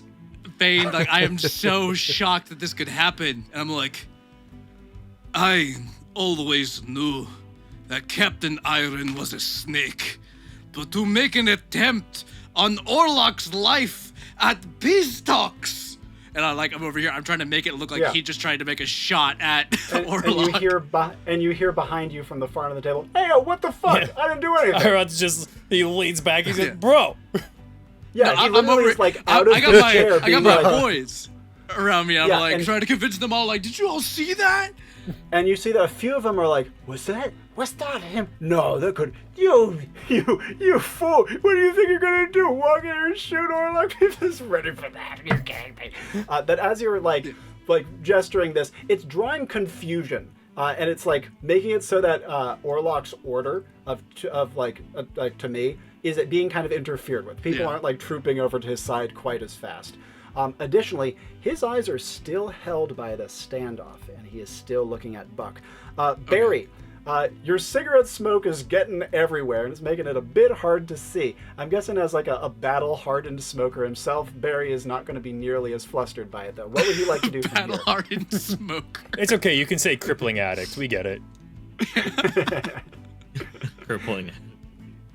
I guess at this point, I would ask where Horatio is. He's standing next to would probably still be now lowering my arm and fingers from hopefully releasing the bird in time. And Barry would also see that Iron's other men have kind of picked themselves up from where they were and are kind of scrabbling over to stand next to Iron alongside Horatio. All right. In that case, I will walk over to that area and say it's I bought a little time with the fog of war. What do we want to do here? As I lean into him.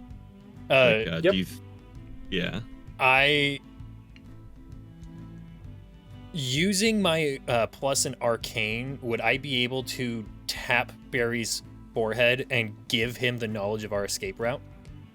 Ooh, that's really cool. I love that. That's a great example of an arcane manifestation. So great paired action too. Just a tap to the forehead, and suddenly Barry would get this flash of the ship's layout and the route traced. It wouldn't stay deeply buried in his mind, but he'd keep the route. Yep.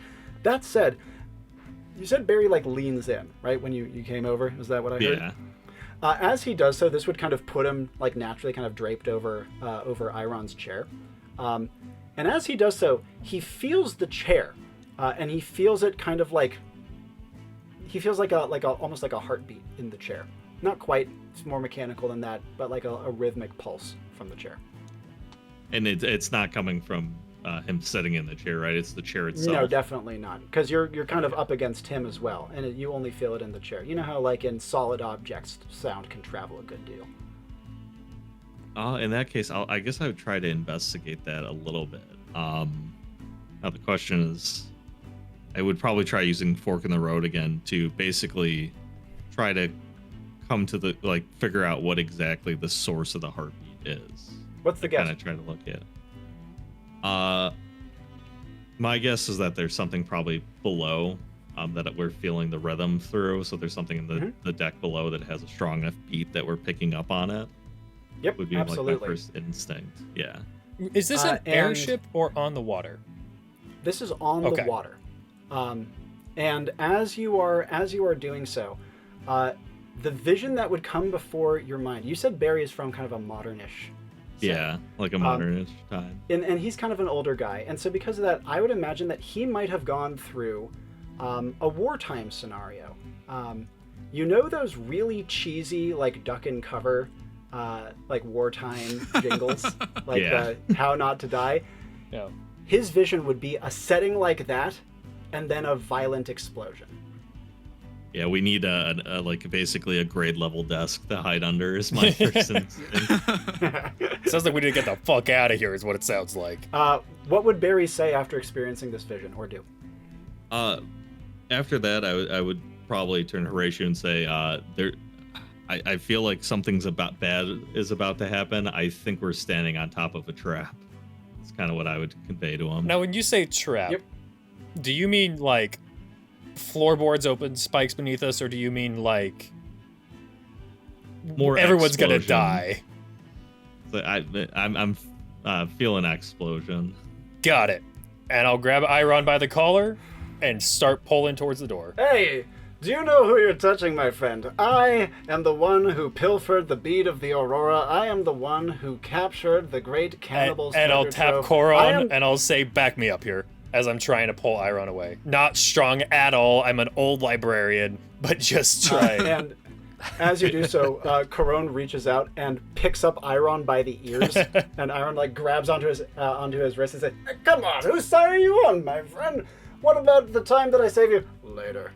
As he just like hoists him out of the chair, the bird-faced man who was nearby says, "What's going on? We need to finish the peace talks."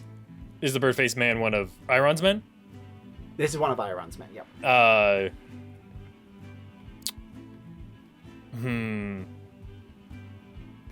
He says, "This is once-in-a-lifetime opportunity, man. We're going to be rich." Okay. Oh, fun fact. Did you know that Iron's crew has an emergency code word for shut up and act, let's go? That is an awesome fun fact. Yeah. Do you want me to give you that word? I would love that word. Heaven sent. Heaven sent. And by the way, for those who don't know, fun fact is a librarian ability that allows you to actually pitch a fact in the world, and if it is accepted, it is true. And as you say that aloud, all of them, Coron, Iron, the bird-faced man, the other two, immediately go deadly serious.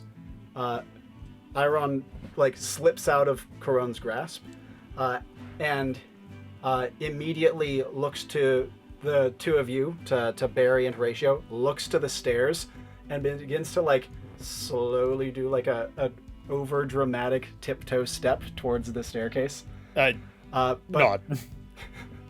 As he is doing so, however, jumping back over to Buck and Borislav, the others can hear this as well.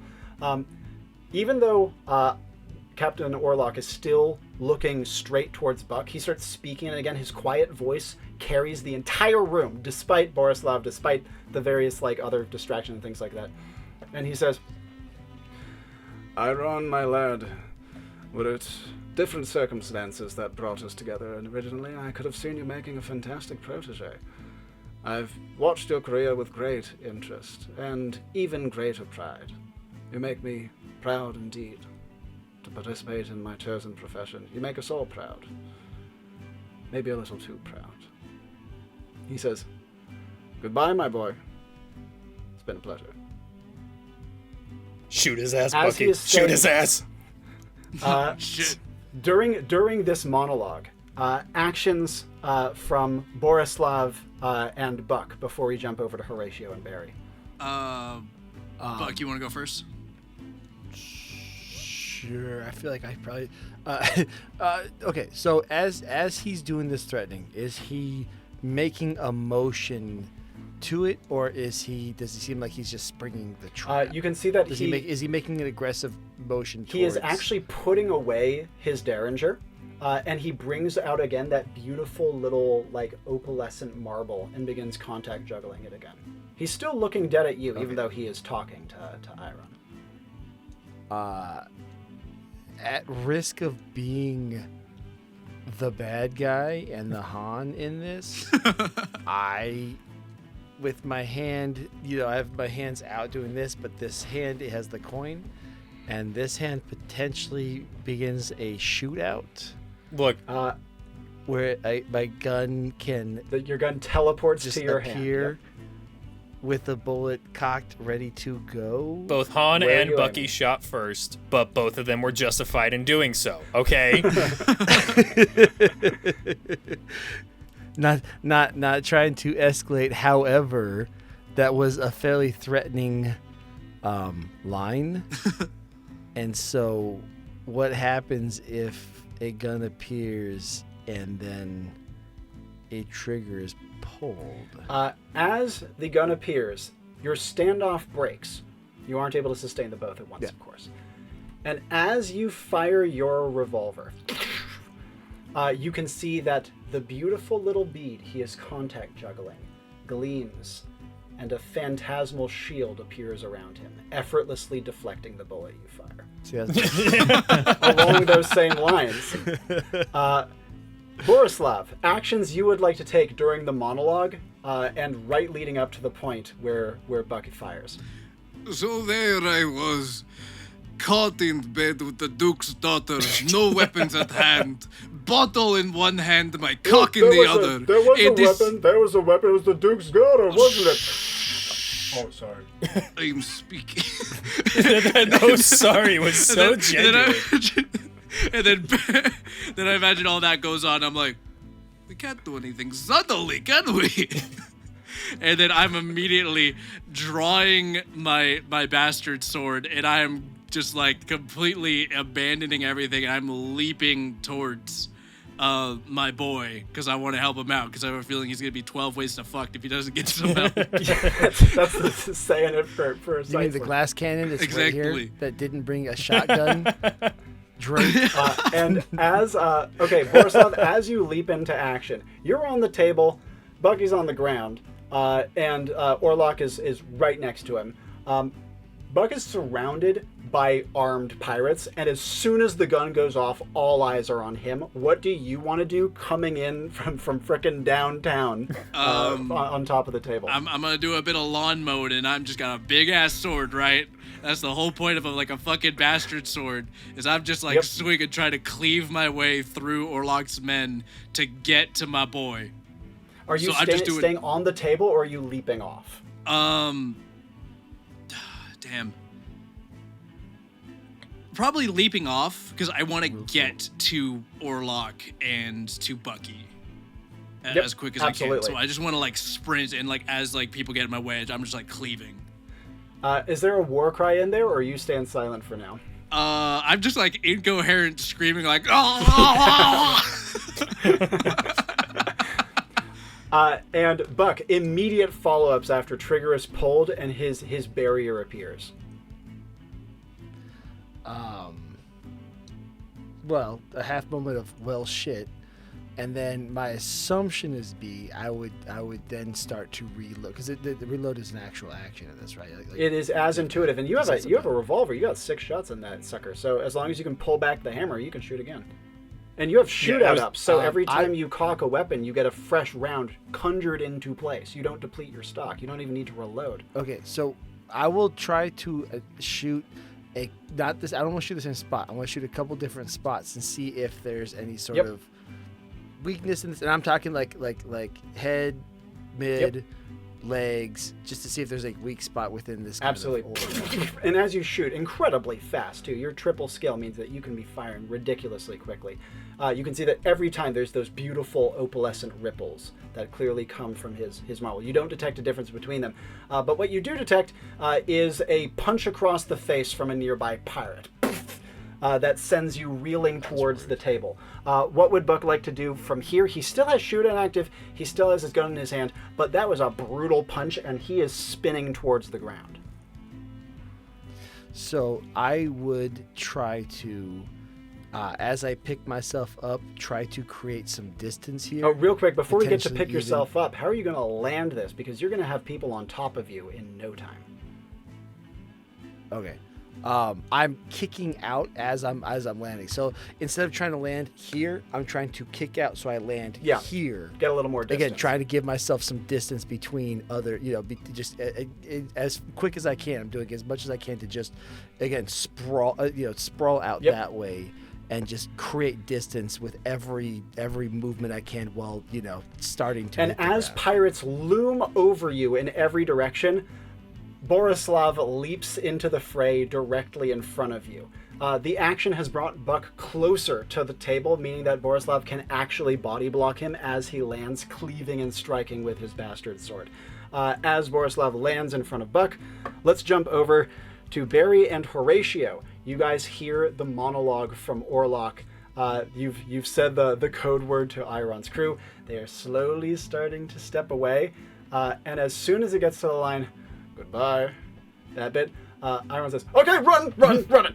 And he starts to sprint for the staircase. What do you two want to do? Bucky's a wayfarer, right? He's a wanderer. Yeah, that's what I meant. Well, before I use any information, Bucky, if you've got any luck you could pull out of your ass right now, we might be in need of that. Yeah, what does Barry want to do? I was going to say, how do I... Yeah, sorry, So Barry, real quick, you said Bucky. I You're saying was on me. That was on Barry. me. He meant, the Wanderer's Barry. The yeah, triple he's not B gonna be- names strike The again. librarian Yeah, exactly. is a little senile with names, okay? That can be canon.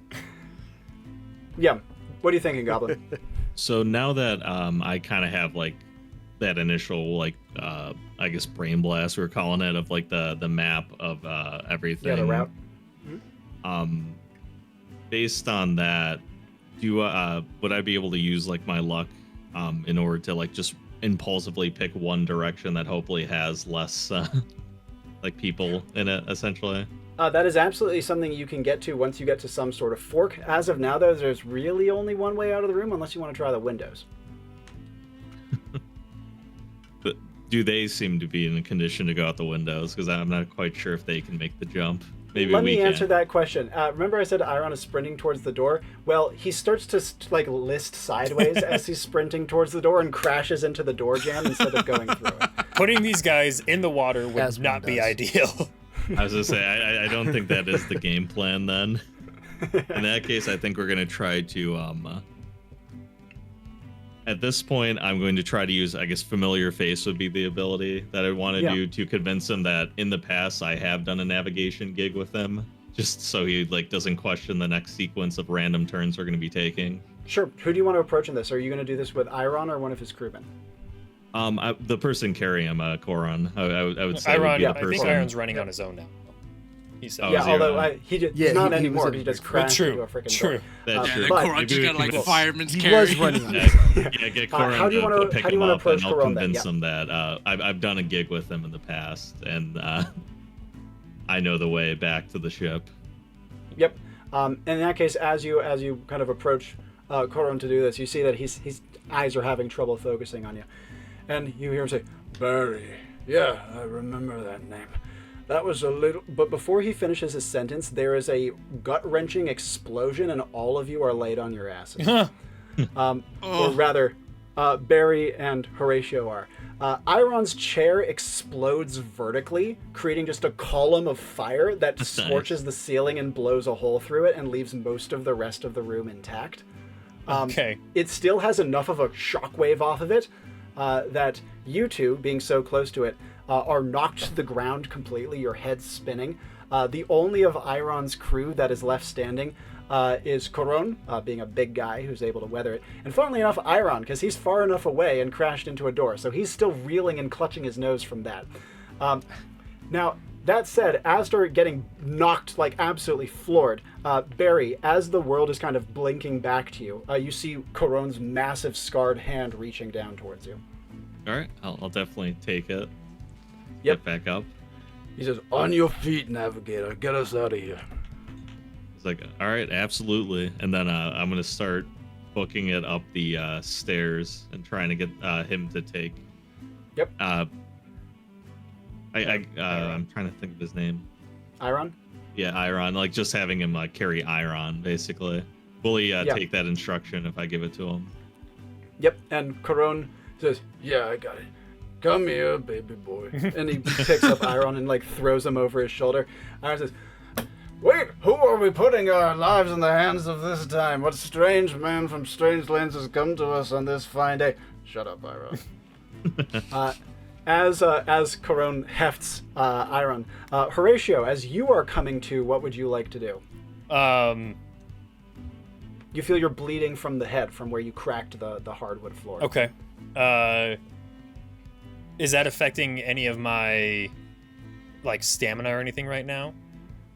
Your head hurts like a motherfucker, but besides that, you're able to walk and run pretty effectively. Well, then I would get up and follow, and I guess this whole ship, the majority of it is going to be Orlok's men. Yeah, almost all So of it, yes. Getting out is going to be a bit of a fight. Quite. And getting Bucky and Borislav out right now is going to be a hell of a fight because they're pretty deep in. Nightmarish, yeah. So I'm at my own fork in the road here on who I'm trying to. Something I will throw out to you is once the mission is completed, every one of you guys can ping out with your badges. I was So even if they're in the shits, they can ping We just out. gotta get. Even if they're we in can the get shits, Iron if out. you can get Iron out, Remember, if they you can were- ping out. Okay. Yeah. As long as you have like a breath left, you could press it and zoom out. You just Okay. can't Yeah, die I have a feeling suddenly. that like me and Bucky are the distraction team. Okay. I'll fucking take it. So then Turned out that I am going to go. In my knowledge of the floor plan, is the stairs that we're taking up, or is it just like a jog up 2 floors to get to the forecastle, or is it? It's a jog up, it's along a hallway, and then there's another staircase leading up. Okay. So I'm gonna hope to God that I was able to, between me and Bucky trying to save the bird, assuming that was the goal, that the bird is out. And I'm gonna, when we get up the stairs, the first big ass window that I see, I want to take whatever is heavy nearby, a tankard or something, chuck it through the window, and I want to use knowledge as power again to glean. Do we know what kind of bird this is? Yes, it is a giant bird of prey with 4 great wings, and his name is Rocky. Okay, I love it. I want Rocky. So I want to huck something through this window to try and shatter through it, and then using knowledge as power, learning everything I know about these birds that I can glean from this, trying to look for some sort of whistle or call that they use to call each other, and just shout it out through the window and hope that we can it'll pick us up. I'll give you a perfect one because you already did a fun fact to get like a code word among Iron's crew. He has a special way of calling him where he goes Rocky and gets his voice as high as it can. I'll shatter the window and then Rocky.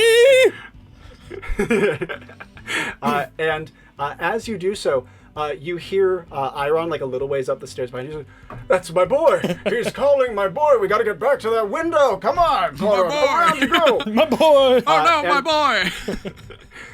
Now, Koron, as you guys have made your way up the stairs with Barry at the head, you guys would be like up the top of this staircase, looking down a hallway. This is the direction that was like in Barry's when Barry was communicated the map to. This would be like along that route.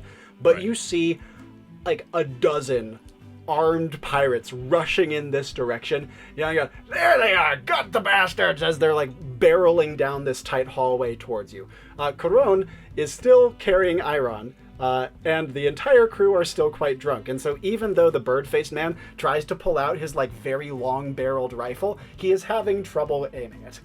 And we only have 4 of them with us right now, right? Yes. Okay. That's better than 0. That's better than 0. Quite. Yeah. Barry, what do you want to do? I'm gonna try to figure out if there's a way with By the Wayside that I can help this guy aim his gun a little bit better. It's totally possible. Think about like what item you might grab and what sort of effect you might put it on, but also that would have to be done very, very fast considering the imminent nature of the combat. Other thing, do you want a moment to think? I can give you a moment to think. If you yeah, no, I might need a moment to think about that. Totally.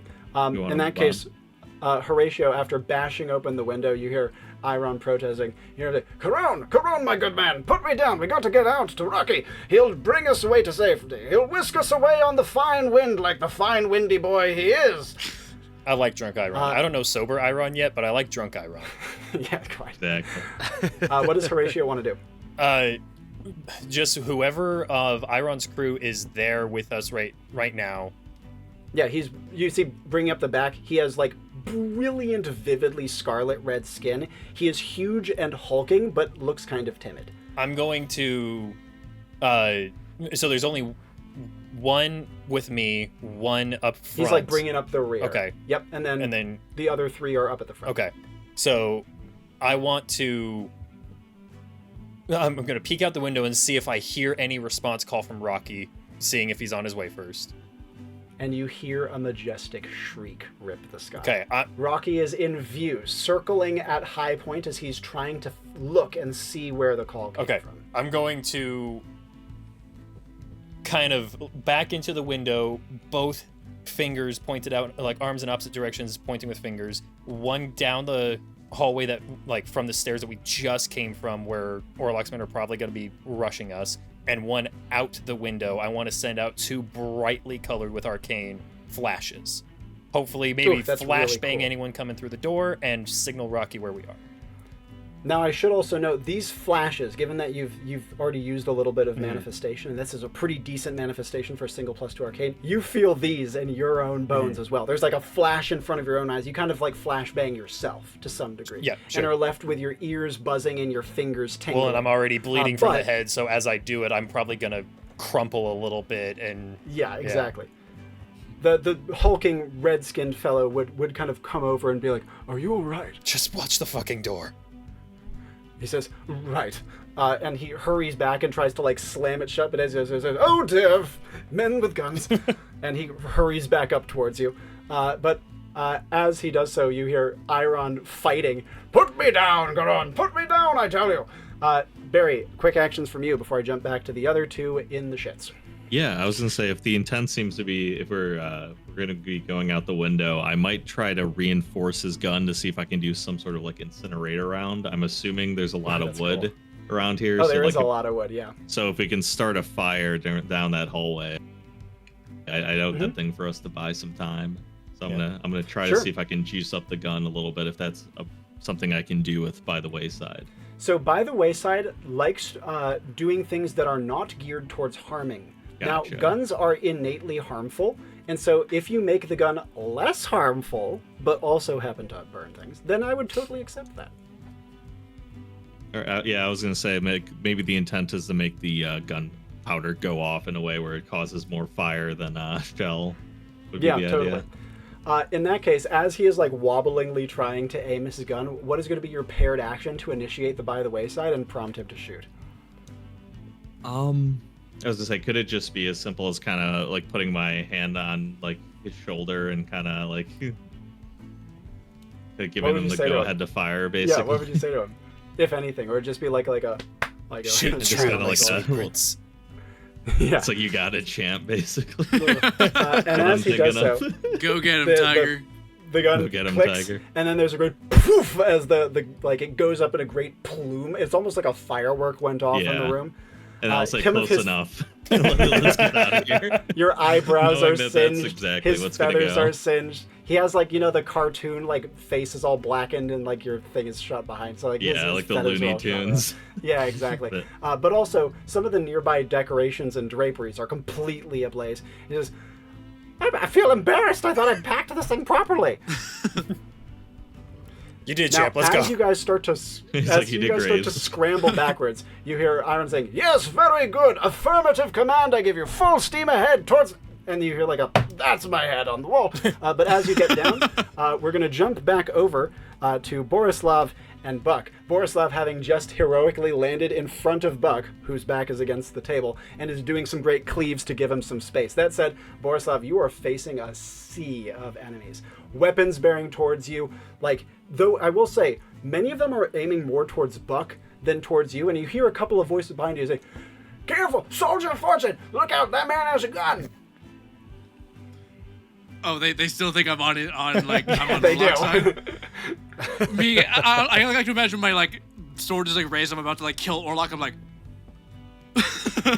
It's like in a moment, you're just like, man, I could join this crew right now if I just kill. Buck. is there a window nearby? There is one reasonably nearby to your left. Okay. In this moment of pause, Buck, actions you would like to take as Borislav leaps to your defense and then is given pause by people calling to him. You still have plenty of weapons trained on you. Okay. Quick look around, and then what I said before. Is there any like sort of chandelier? Yes, there's several things. Okay. Are there any in somewhat close vicinity around us that would potentially fall onto some of these people who have guns trained on? Absolutely. In fact, there's one in perfect thinking about place. shooting my compatriot here. I go and try to. I want to hit some of these chandeliers to make them fall to kind of thin out this crowd, and give Borislav a few less people that potentially about to turn on. Now, him it's as rather well. a precise shot, think and even though that's you great. have triple plus to skill, revolvers are not wonderfully accurate.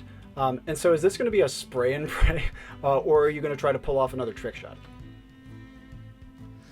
That's a good. I was going to ask you, what does my essence look like? Am I Excellent green, question. You are yellow? comfortably in the yellow, and as such, not only are you starting to have like strange lights before your eyes, sounds from your childhood playing in your ears, but also you're starting your emotions would start to feel more frayed and tense and erratic. How you choose to portray that is up to you. I trust you to do it, but it can look different for different people. What would he look like when his magic frays his person?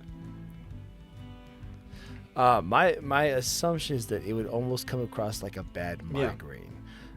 Not so much maybe with the pain, but more so with that kind of light effect. You get the halo-y kind of coming across you, and I don't know if you've ever had bad migraines, but sometimes you can get almost a hallucinogenic auditoriness where it's not necessarily like you're not making up things, but noises tend to almost echo a little bit.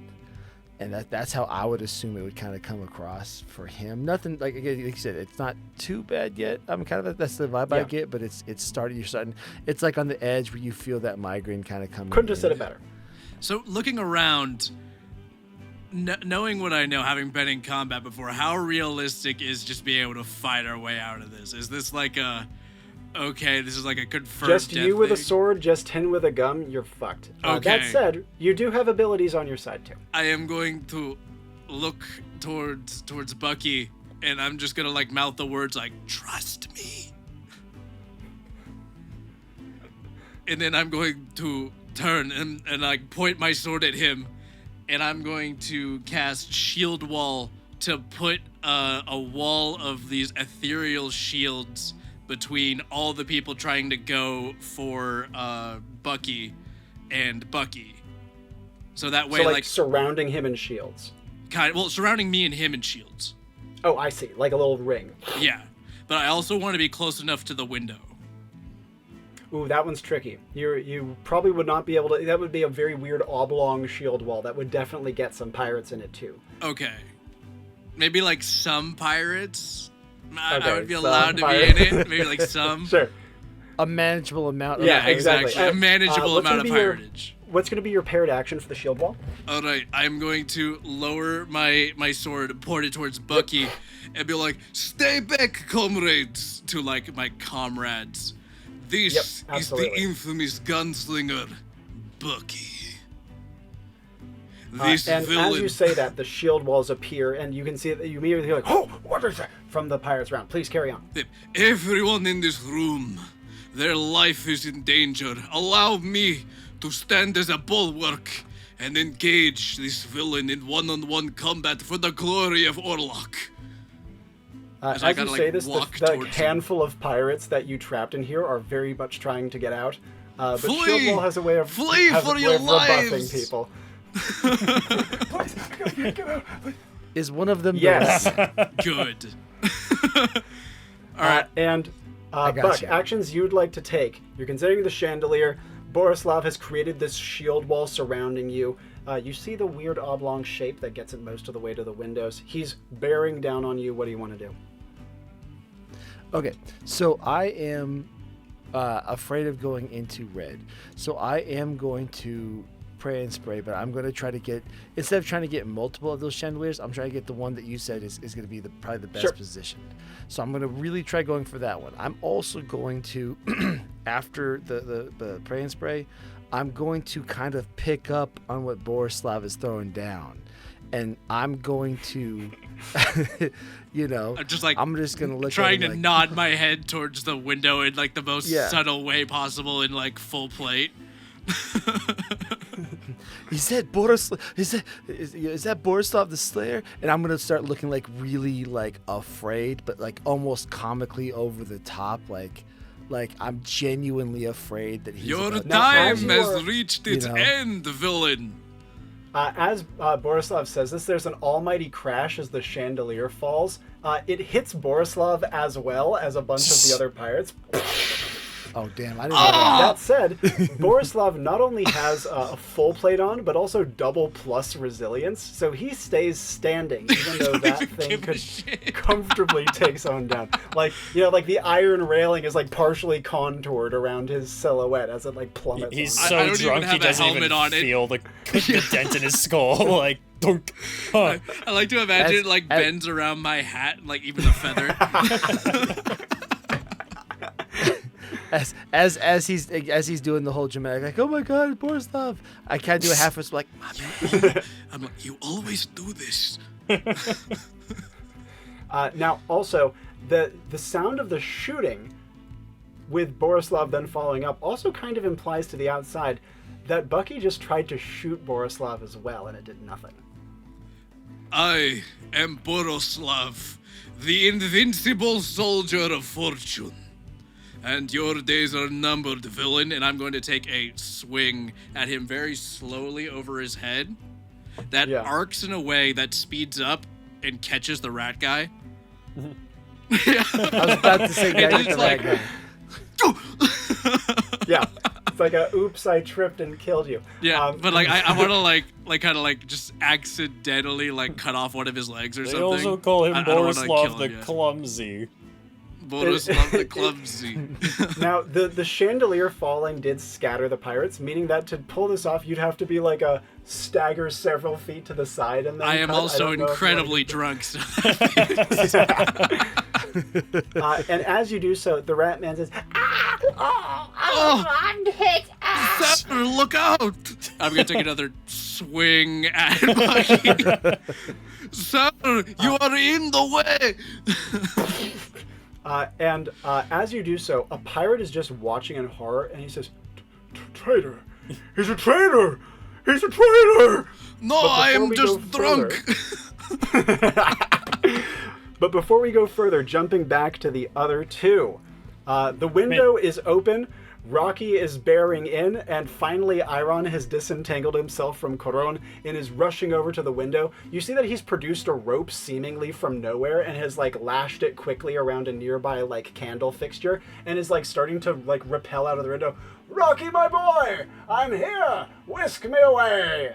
I do want to point out this group of D&D YouTubers. The first thing, we've read so many RPG horror stories across our channels, and the first fucking thing we do when playing a game together is split the goddamn party.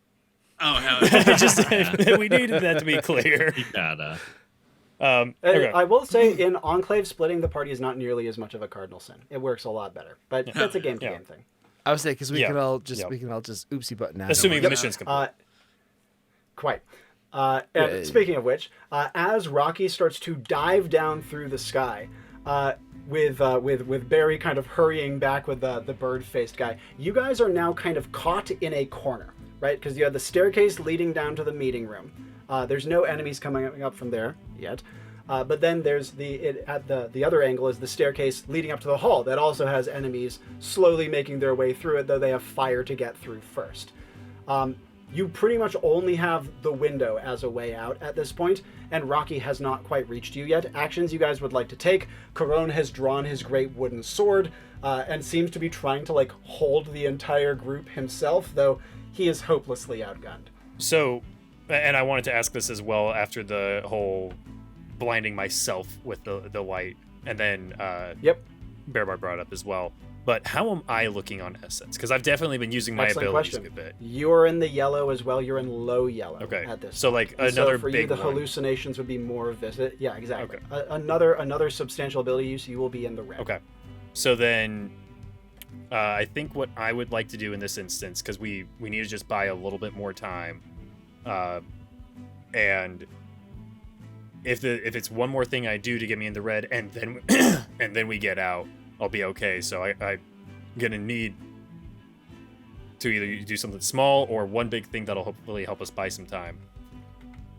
Well reasoned. But I'm with my abilities. At this point, I think there's too many players in the game to just whip out some fun fact that would save us, obviously.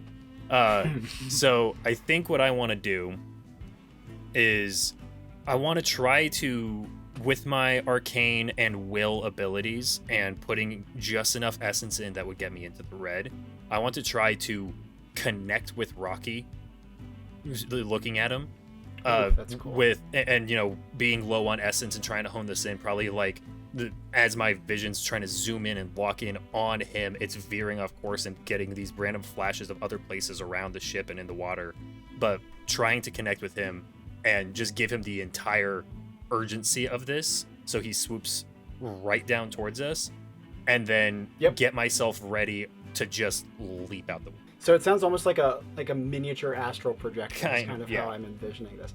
Now, that's a pretty intensive spell. You've used a bunch of manifesting, and also manifesting doesn't always require essence, but typically as you are doing more manifesting, I'll typically draw more from you for it.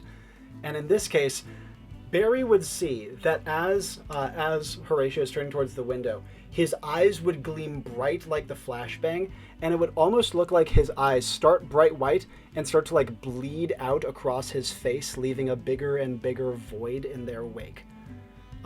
It's a surreal, eerie moment, and he would also hear a sudden series of snapping as a series of like pistols are going off from the top of the stairs, aiming down towards you guys cornered. You would hear Coron grunt. You would hear yelps from some of the other crew members.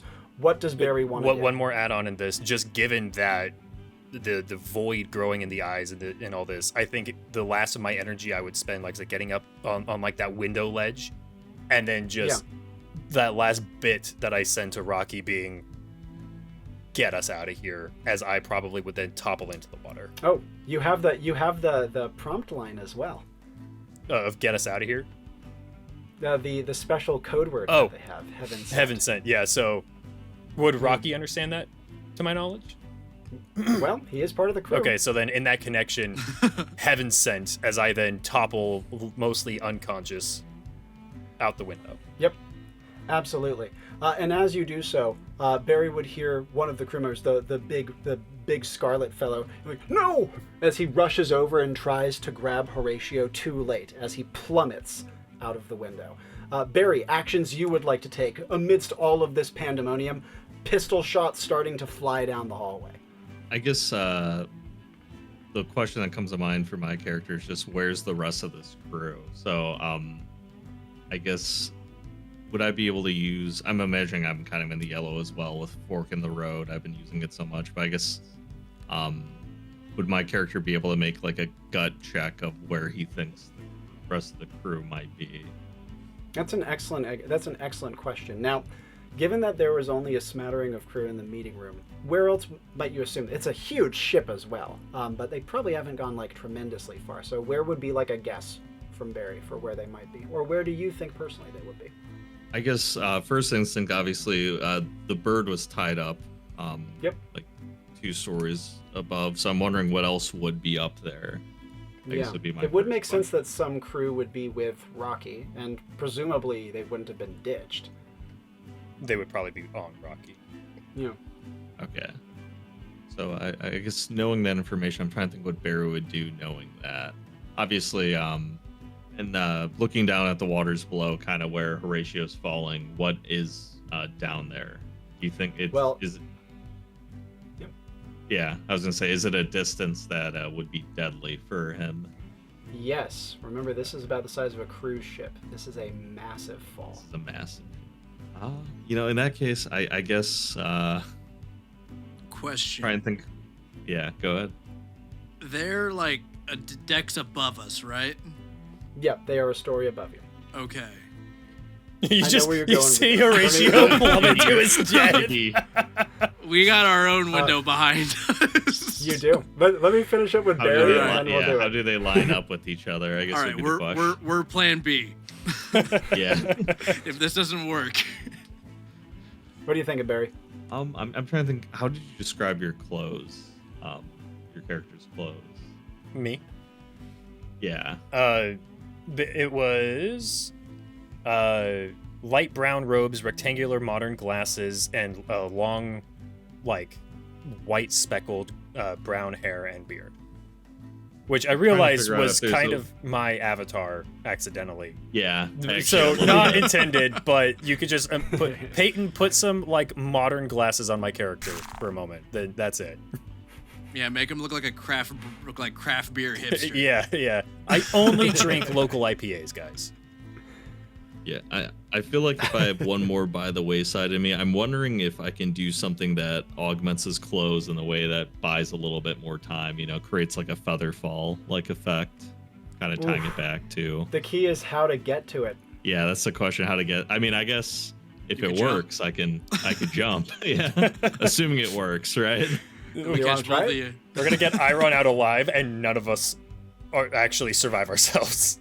That's fine. Yeah, We complete the I mission. can, if my character feels confident enough, I think if he would try to jump down and turn your own robes into some sort of parachute, essentially. Okay. And as you leap down after, you would hear gasps and yells from Iron's men. No, don't do it! But as you are doing so, Iron himself tries to grab you as you pass, but he's smashed. He can't fucking do it. But as he does so, he calls after you, Strangers! No! The abyss calls to! I shall spend my entire life searching for your remains if I must. He pulls his hand to his chest and swoons against the rope as Rocky swoops down after him. That said, What a douche. given that you are as you are plunging out, head first, and you definitely have I'd imagine you have a quicker terminal velocity than the floaty robed old He's man. going like and this is happening in very rapid nosedive. succession. Yeah, he's Yeah, got no, like his I'm arms actively tucked going. to his side. Yeah. Now that said, there is one other thing that lets you helps you catch up a bit. As a vast ship that is still technically sail powered, there's rigging everywhere, and you would actually see as he drops Horatio's poor limp body ragdoll amongst the ropes, getting brutally battered. Ow! But as you reach him, how are you activating by the wayside on his clothing? So my idea, I guess, almost to make like a paraglider, because obviously I have like a walking stick. So the idea would be like kind of to pair that with his robe and kind of make a sail. So are you literally shoving a stick up his ass? And then Mary Poppinsing me. Yes, he's Mary Poppinsing me. Mary Poppins. Yeah, exactly. It's so casual too. I love it. He's just like, all right, here's the unconscious Horatio's just like, ah. Like Good I old probably stick up accidentally the ass. bang his head trying to put That's the what it robe is. like up Yeah, the back of exactly. his shirt, but I think and the end there's result a great rush of air resistance. You are bucked off of Horatio, but at this point, there's only like 2 stories left to drop. You hit the water on your back, ow, and then he kind of like, he doesn't drift down onto you. He like gently flops onto you as soon as you get back to the surface, like draping over. I like you to a imagine fucking while me and Bucky are doing our thing in the background, like by the window, we just see like. yeah, exactly. Two bodies just fluffing by. Well, there goes half the team. What do we fucking do now? That's amazing.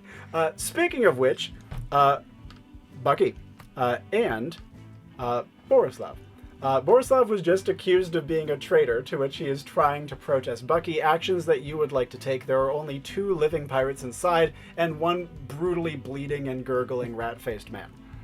Okay.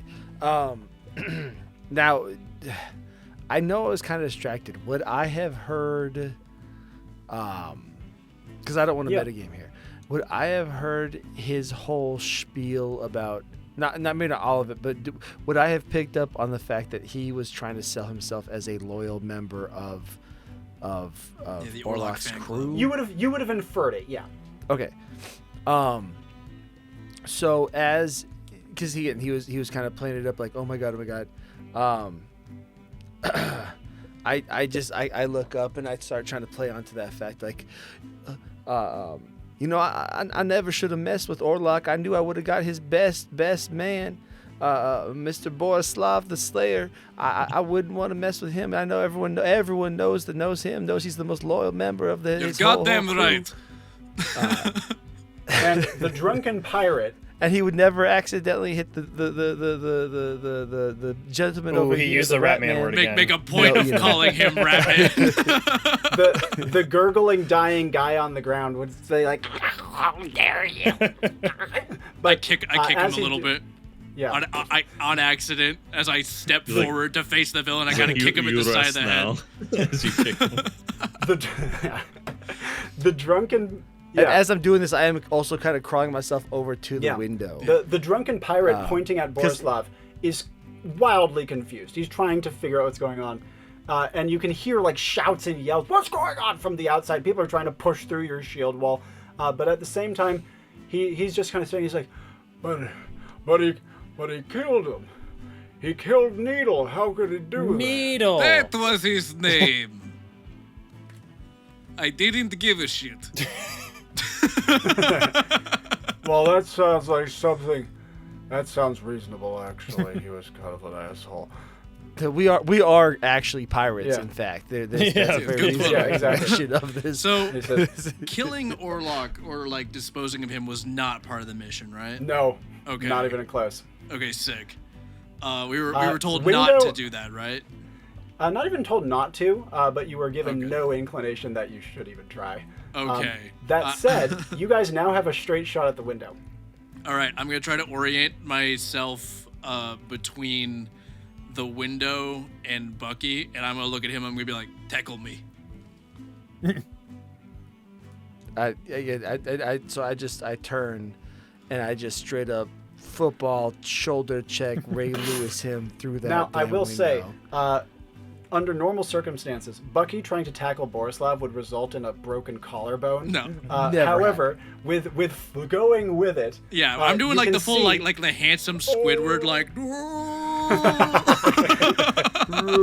And as you crash back through the window, you hear the drunken pirate saying, "Do you want me to tackle you too?" But at this point, you go smashing backwards, and now you're in midair. And as you plummet, you would see Rocky soaring up into the air with a rope dangling from his talons with 3 people clinging to it. And you would hear Iron's voice floating out across the wind.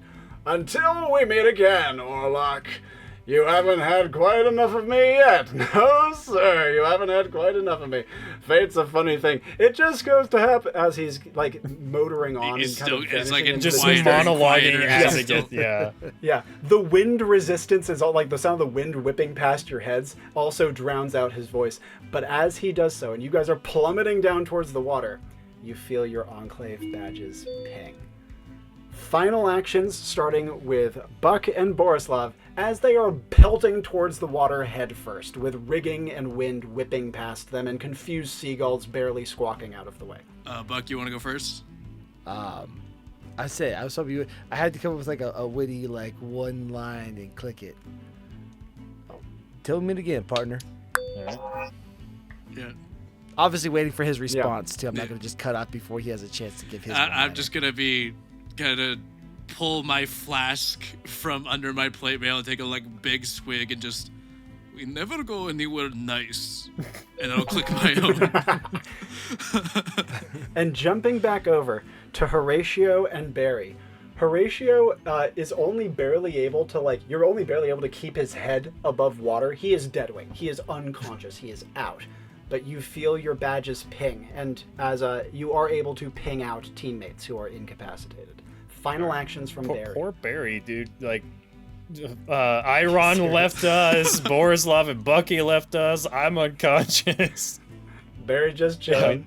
You know, in that case, if I say- make sure to see like kind of the path that they're taking, that they're actually safe, and like there's Yep. no like. As I like confirm that, I'll hit his badge first, and then do my own. And the last thing. This was your perfect moment to have a Rose moment and just not. Yeah. we would never know. It's just there's room for two That's on the door, brutal. but screw it, just click His on it. armor was too heavy. He wasn't wearing any armor. Yeah. It was still And the too last heavy. thing that Yeah. Barry would hear is the sound of cannon fire as Orlok's deck-mounted guns try to take pot shots at Rocky as he flies into the sunset. And on that note, we will end the mission. Hell yeah. Woo! Success. Hey. Beautifully done, guys. To briefly go through the focus words, I'll try to keep the wrap up quick because I know we've gone long. Which is a good thing. That's a No, good you're sign. good. That was fun. Yeah. That was real awesome. fun. I'm delighted. Yeah. To Yeah. briefly talk you through, first of all, money, liquor, and bad decisions plus nautical made me think pirates. This is how I use the focus word. So I was like, I'm doing pirates. Ocean's 11. I decided to set it on a gigantic, effectively casino, have a big scary villain, have a team of intrepid heroes. Bombastic was both how Orlok and Iron talked, and there was an explosive under his seat. Bomb-ass-tic. But Hey, that I is see how what I you did there. used the focus words. Nice. Oh yeah. To give you all your quick props, you guys played great. It was really fun hosting for you. You took to the game quite quickly.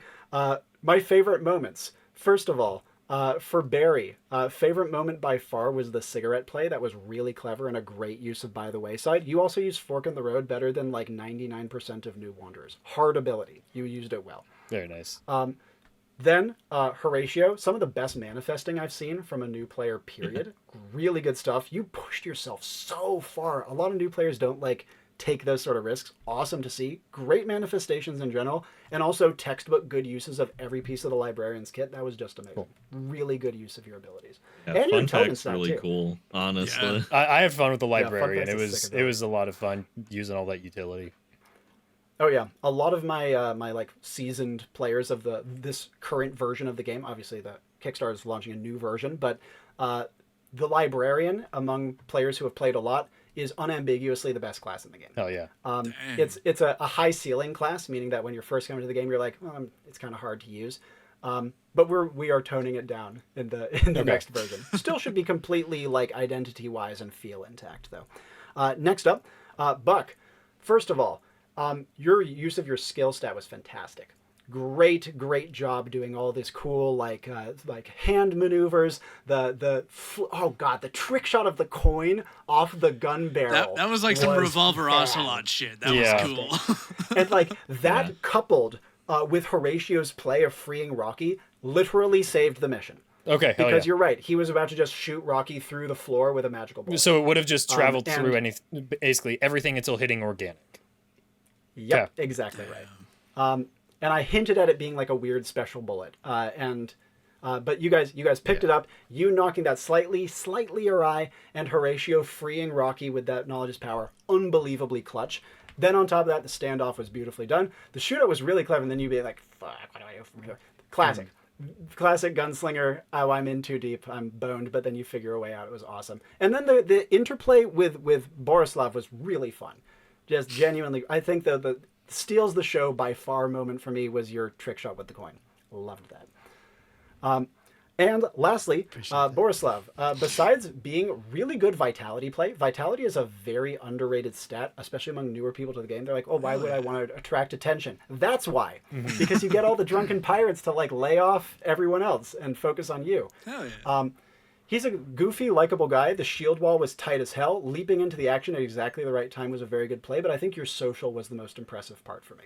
I really liked your social play. Well, thank you. Thank you. And so that's my props to you guys. Well deserved. You did brilliantly. Well, in turn, I would like to do a quick just shout out to like just the way you created it. I think it's fantastic that with that vitality you created essentially a tank stat. Because I think that's a really hard thing to pull across. Like in an MMO, it's easy, but you get into a regular game. Yeah. It's hard without creating like a straight up taunt skill, and to create a stat that essentially is tanking, but you can do that like where Drake did it, where he became that bombastic character to draw attention to himself, and then you could also put it into bards and stuff like that, and I think that's a really cool. Just to give you your... In Army of Two, what it immediately made me think of is in Army of Two, there's the aggro stat that, like, your gear, you can build up your aggro, and essentially, because it's two people, an Army of Two fighting through another army of a ton of people, if you, as the tankier person, build up your aggro stat, the enemies are more likely to shoot at you. So you can have, like, your tank and then your infiltrator, and the infiltrator will take fewer bullets. And it very much feels like it could be used in that way of just drawing the fire. Yep. Yeah. Frankly, the fact that you guys are seeing those applications puts you above like quite a lot of the new players who come to the game. No, there's a lot of options here because a lot of it is very much like only limited by your imagination. Right. Well, and I really do like. It was super easy to pick up and play. Yeah, there's no dice. And hopefully you can see like the boundaries of like common sense. Like I will say no. There's a lot of places you say no, but you start to like not even question them because it just and you put limitations on it. I was pushing myself, so I did the flash, and that told Rocky exactly where we were.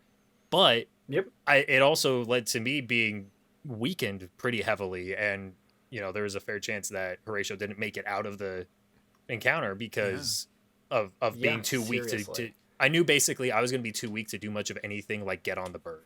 So we had a flaccid wizard at the end. We had a flaccid wizard, right. But yeah, to give I will also say without the play by Barry, Horatio was 100%, and I was totally willing to accept that.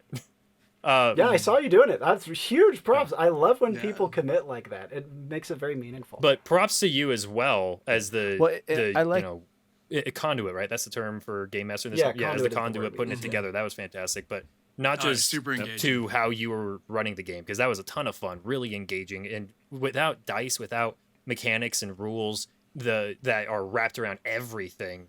I wasn't coming into this thinking, it's not going to flow well, but you don't know how it's going to flow because we're all so used to overly structured game systems. And you were able to weave all of that into what still felt like sitting down to play a D&D type thing with with friends, having that fun experience. And props to you on the creation of Enclave too, because the fact that it is set up in such a way and written in such a way with the powers and abilities and stats that you can still understand the limitations and functions within the game without having to have those explicit rules on every niche little thing is very, very enjoyable. Yeah. I'm honored. Thank you. Yeah. I mean, I go back to what we said at the beginning. Like, it genuinely was. We literally all just met. I mean, you messaged, you know, Yeah, we talked about it. Zill a little bit, but that's it. It was just some messages back and forth. Like, we genuinely had not met before this. None of us, I mean, Zill was able to look at it a little bit, but we're all, like, we all worked today. We all had full days of doing things. We all came into this totally blind as to all this stuff. And I don't know about you, but I've personally never played a diceless system. And we all were able to kind of do that. And so, like, obviously, huge kudos to you for being able to just pull that out. I mean, you just created a whole little universe that we all bought into that quickly, and you created the tools to be able to do that. Like, I'll be honest, I was a little worried with the whole diceless, once I realized it was a truly diceless system, because, you know, a lot of people like the randomness of it, but I think it forces players to do the bad things to themselves. Like, you didn't tell Zill that he was going to fall out the window dead. He said, I'm going to, after I do my action, fall into the red and do that to myself. And I think that it almost creates that it, you know, because you always say in D&D and all these other games that, you know, you all create the story together, and that's true, but this almost forces that to a greater degree if you want to have that more interesting story. And I think it's one of those things that could help take people out of their comfort zone, because it is so... like, there's obviously rules and stuff like that, but it's so light on it that you could create it to you. Everything is made in a way where, because like every time we asked a question in the pregame, it was always just like, yeah, you can use it like that, but you could also, and you could twist it, and you could. And I think that's awesome, because I always love to find ways to kind of twist D&D stuff, and this is just, the system is kind of set up already to do that from the get go. You don't have to, you know, compromise and squint your eyes and kind of make it do different things with these set mechanics, these hard, you know, these hard mechanics, because everything is almost kind of a soft, which allows a lot more fluid story to give that. Oh yeah. Yep. Exactly. Yeah, and it can go a lot of different I'm ways. delighted to hear it. Like, you guys got it very fast. Something I will note about Enclave is that we describe it, the kind of basic flow of Enclave, as effort in, effort out. Mm-hmm. Wherein the more you are doing as a player, I can give you more leeway as a conduit. It's even in the rules that the more the player is putting in, the more they are invested in the game, you give them the benefit of the doubt if you're not sure what the right answer is. And in the expansion, we're even adding an explicit mechanic wherein if you make one of your own actions go wrong, if you mess with yourself, it banks credit for future actions, so to speak. I fuck with that. There you go.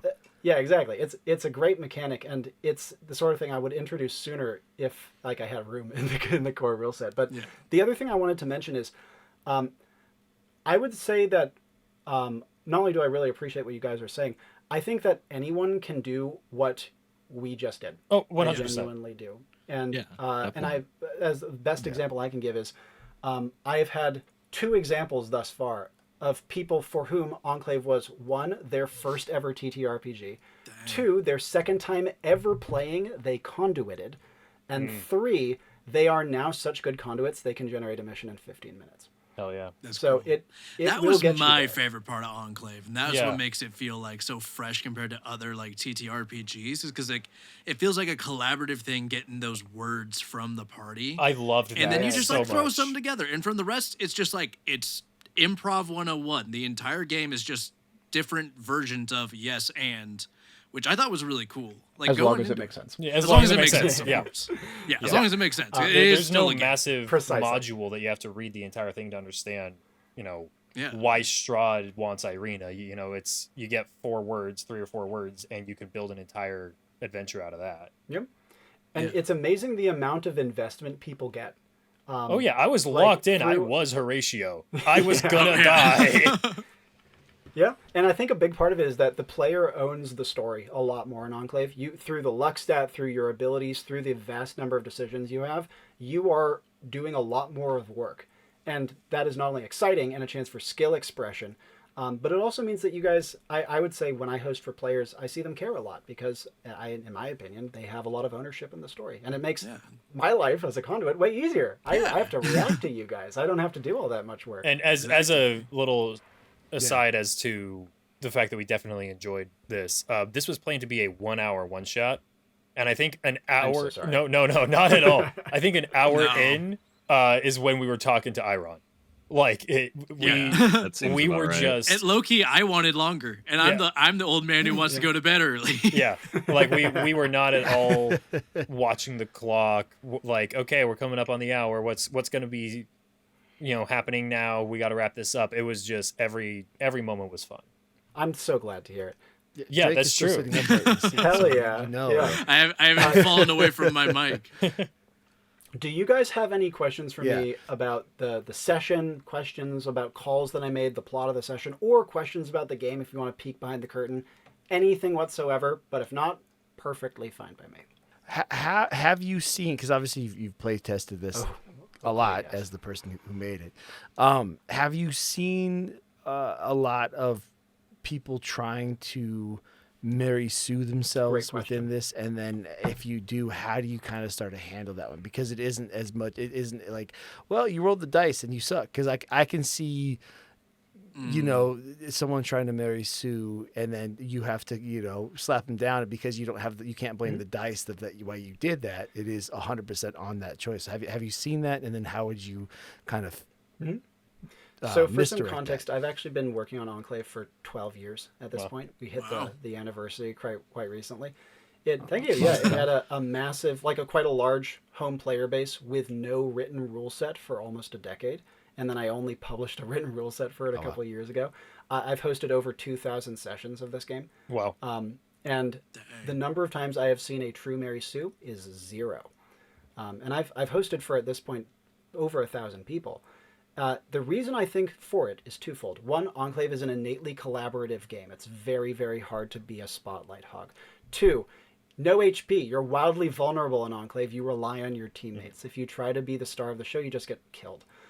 Third of all, Enclave's rules explicitly state that if someone is not showing good table etiquette, you can rule against them in cases where the outcome is ambiguous. And so because good table etiquette is an innate part of success and failure, people do it. You effectively just have a reason to say, listen, stop being an asshole. Right. I'm saying no on this because you gotta work on it, dude. You gotta fix it. You got to share the spotlight. And precisely. And the main response I've heard to that is, well, I mean, my play group wouldn't really work with that. To which I'd say I'd recommend finding a different play group. At the end of the day, TTRPGs are a social experience, and if you can't have an enjoyable social interaction with the people you're playing with, then you shouldn't be doing so. And fortunately, Enclave is a game that's very easy to meet new people through. Yas, queen. We are in full agreement on this. I think every one of us has said at one point or another, not every table is meant for every person, but not every person is meant for every table. Sometimes, and it's not even a detriment to the individual person. Sometimes it's just this does not, you and insert other person don't mesh. And the better experience is to not try and force it. Within a game and across games. Yeah. I'm not going to be the person to say, oh, Enclave is a game for literally everyone. That's obviously not true. Yeah. But in my experience, to answer your question, not a single Mary Sue. I think it's the structure of the game. Okay. Oh, I got a question. Next thing I'm playing, Yeah. so just to prove you wrong. If I were a very eager audience member with a ton of fucking money and I had no idea what to do with it, where would I go to support this project? Thank you so much for asking. Wow. I got a Kickstarter running. It's running until November 14th, so October 14th to November 14th. And it is going to be the second version of the core rule set, new art, balance updates, new graphic design. It's going to be awesome. Fixing typos. But on top of that, we're releasing a massive new expansion. It's called Aspirant, Enclave Aspirant. It is repeating nothing from the core rule set. It just adds new stuff, and it triples the game's content and makes it truly infinitely replayable. So when you say triples the game's content, and we're talking about these add-ons and everything, because when I was reading through it, there's the base rules, there's the first half of the book is basically base rules, player rules, and then there's the advanced play, and then after that, there's all the details on for being a conduit. Yeah, tips and stuff. With the base rules and the advanced play, none of it felt overwhelming. I played a lot of games. I like reading up on the rules, playing advanced rules and everything, but that's not the way that everybody does games. And so for me being a new player, it still didn't feel overwhelming, which I think would attribute to any new player. But when you're adding these extra barrier to entry is the bane of TTRPGs. Right. I've said it a million. When you're adding these new rules and mechanics, and I'm not asking this to set you up for I think it's going to be too complex. I want to know your thoughts on how it still attains to be that easy to get into experience while being more fleshed out with additional rules and abilities. Absolutely. Great question. Well, first of all, it's all optional. You can approach it at your own pace. And so if you're like, I just want it for the new classes, I'm going to start with that, and then I'm going to explore the other stuff later, do it. Second one that I would say in that regard is based on what you guys played today, I'm sure you can imagine that after playing the game maybe 3 or 4 sessions, you probably wouldn't need to check the book. Yeah. And that is a consistent thing I see, is people just don't need to look stuff up. And as such, adding in a couple new things just means you might need to check the book for all of 2 sessions further, and then you're good. So they absorb very quickly, I suppose, is what I'm saying. Okay. And the third one is, one of the big things Aspirant focuses on is build variety, which is something that doesn't come up in mission. It's between missions. So you can sit down and be like, oh, I'm going to plan out my cool character and all that stuff. Nice. You can still do that. To give you an idea, not only do we have 12 classes, I can give you examples on some of them if you like, in Aspirant. All existing classes are getting twice as many gear pieces. Gear is stronger. Gear can be upgraded in more ways. And also, all classes now have advanced abilities, which are optionally unlocked as you progress and are much stronger. To give you an example, the Wanderer has an advanced ability called Help Yourself, which allows them to make use of someone else's thing without being stopped or argued with or anything. I like it. So you're just taking somebody's gun out of their holster. Like, it's like, oh, but here's the thing, right? The paired action is you have to be super polite about it the entire time. And like grateful. So you have like, oh, thank you so much. I really needed this. Thank you. That was great. Bye. So yeah. Or worse, shoot them with their own gun. Like, okay, yeah, thanks for that. Yeah. Drop it. You just gotta like put it like folded over their chest. Yeah. Like, so yeah.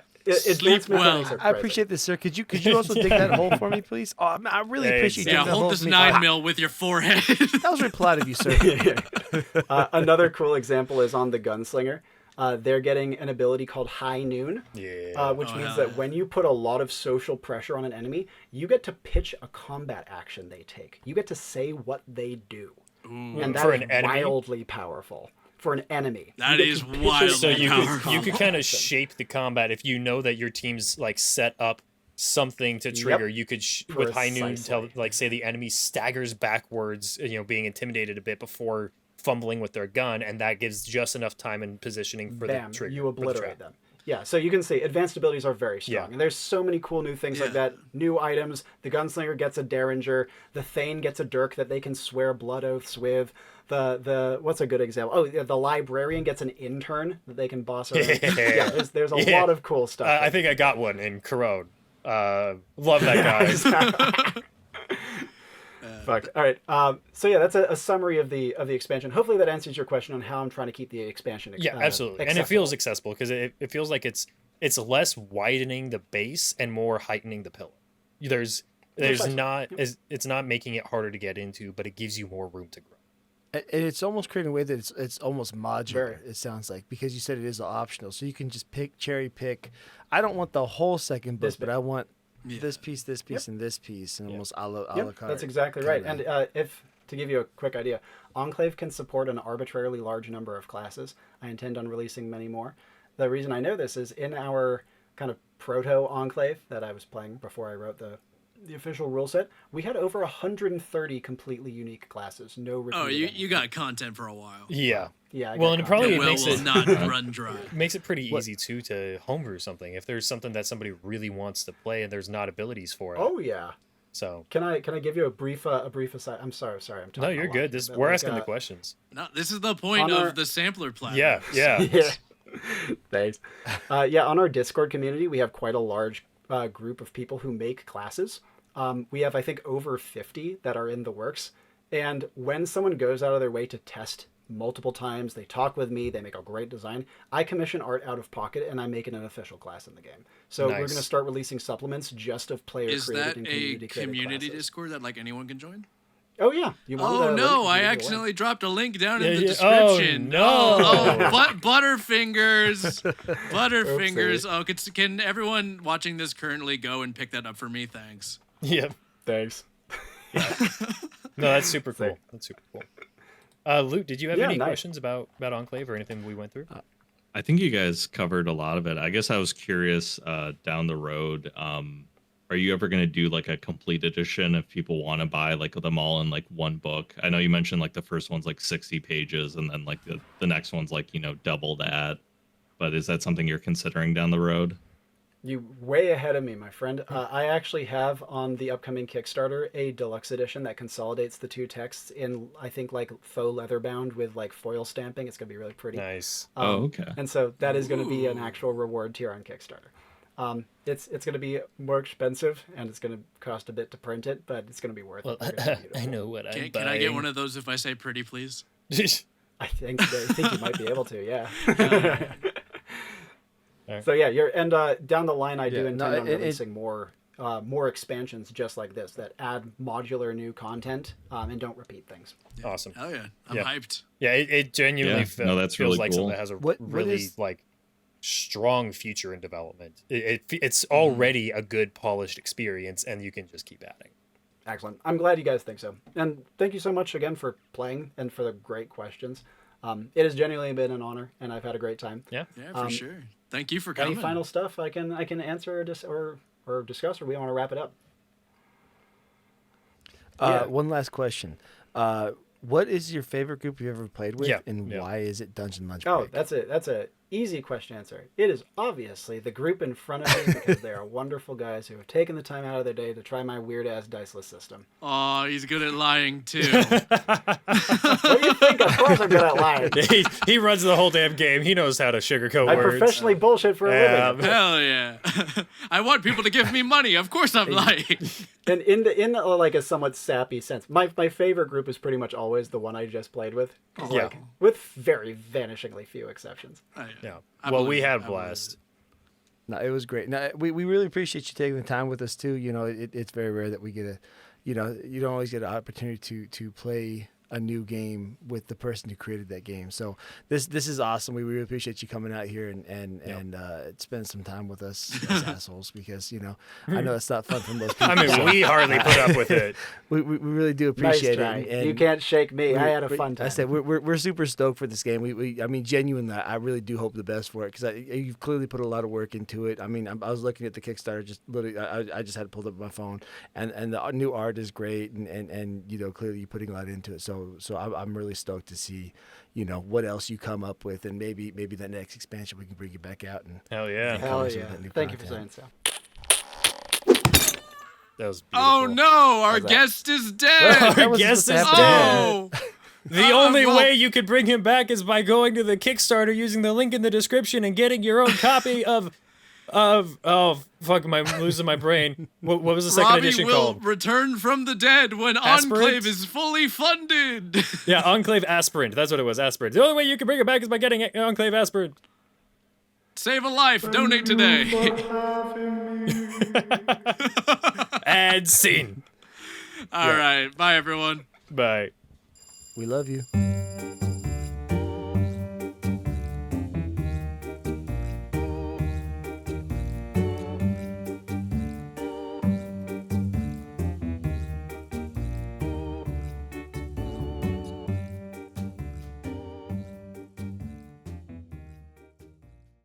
Dope. It's almost like we're a real production.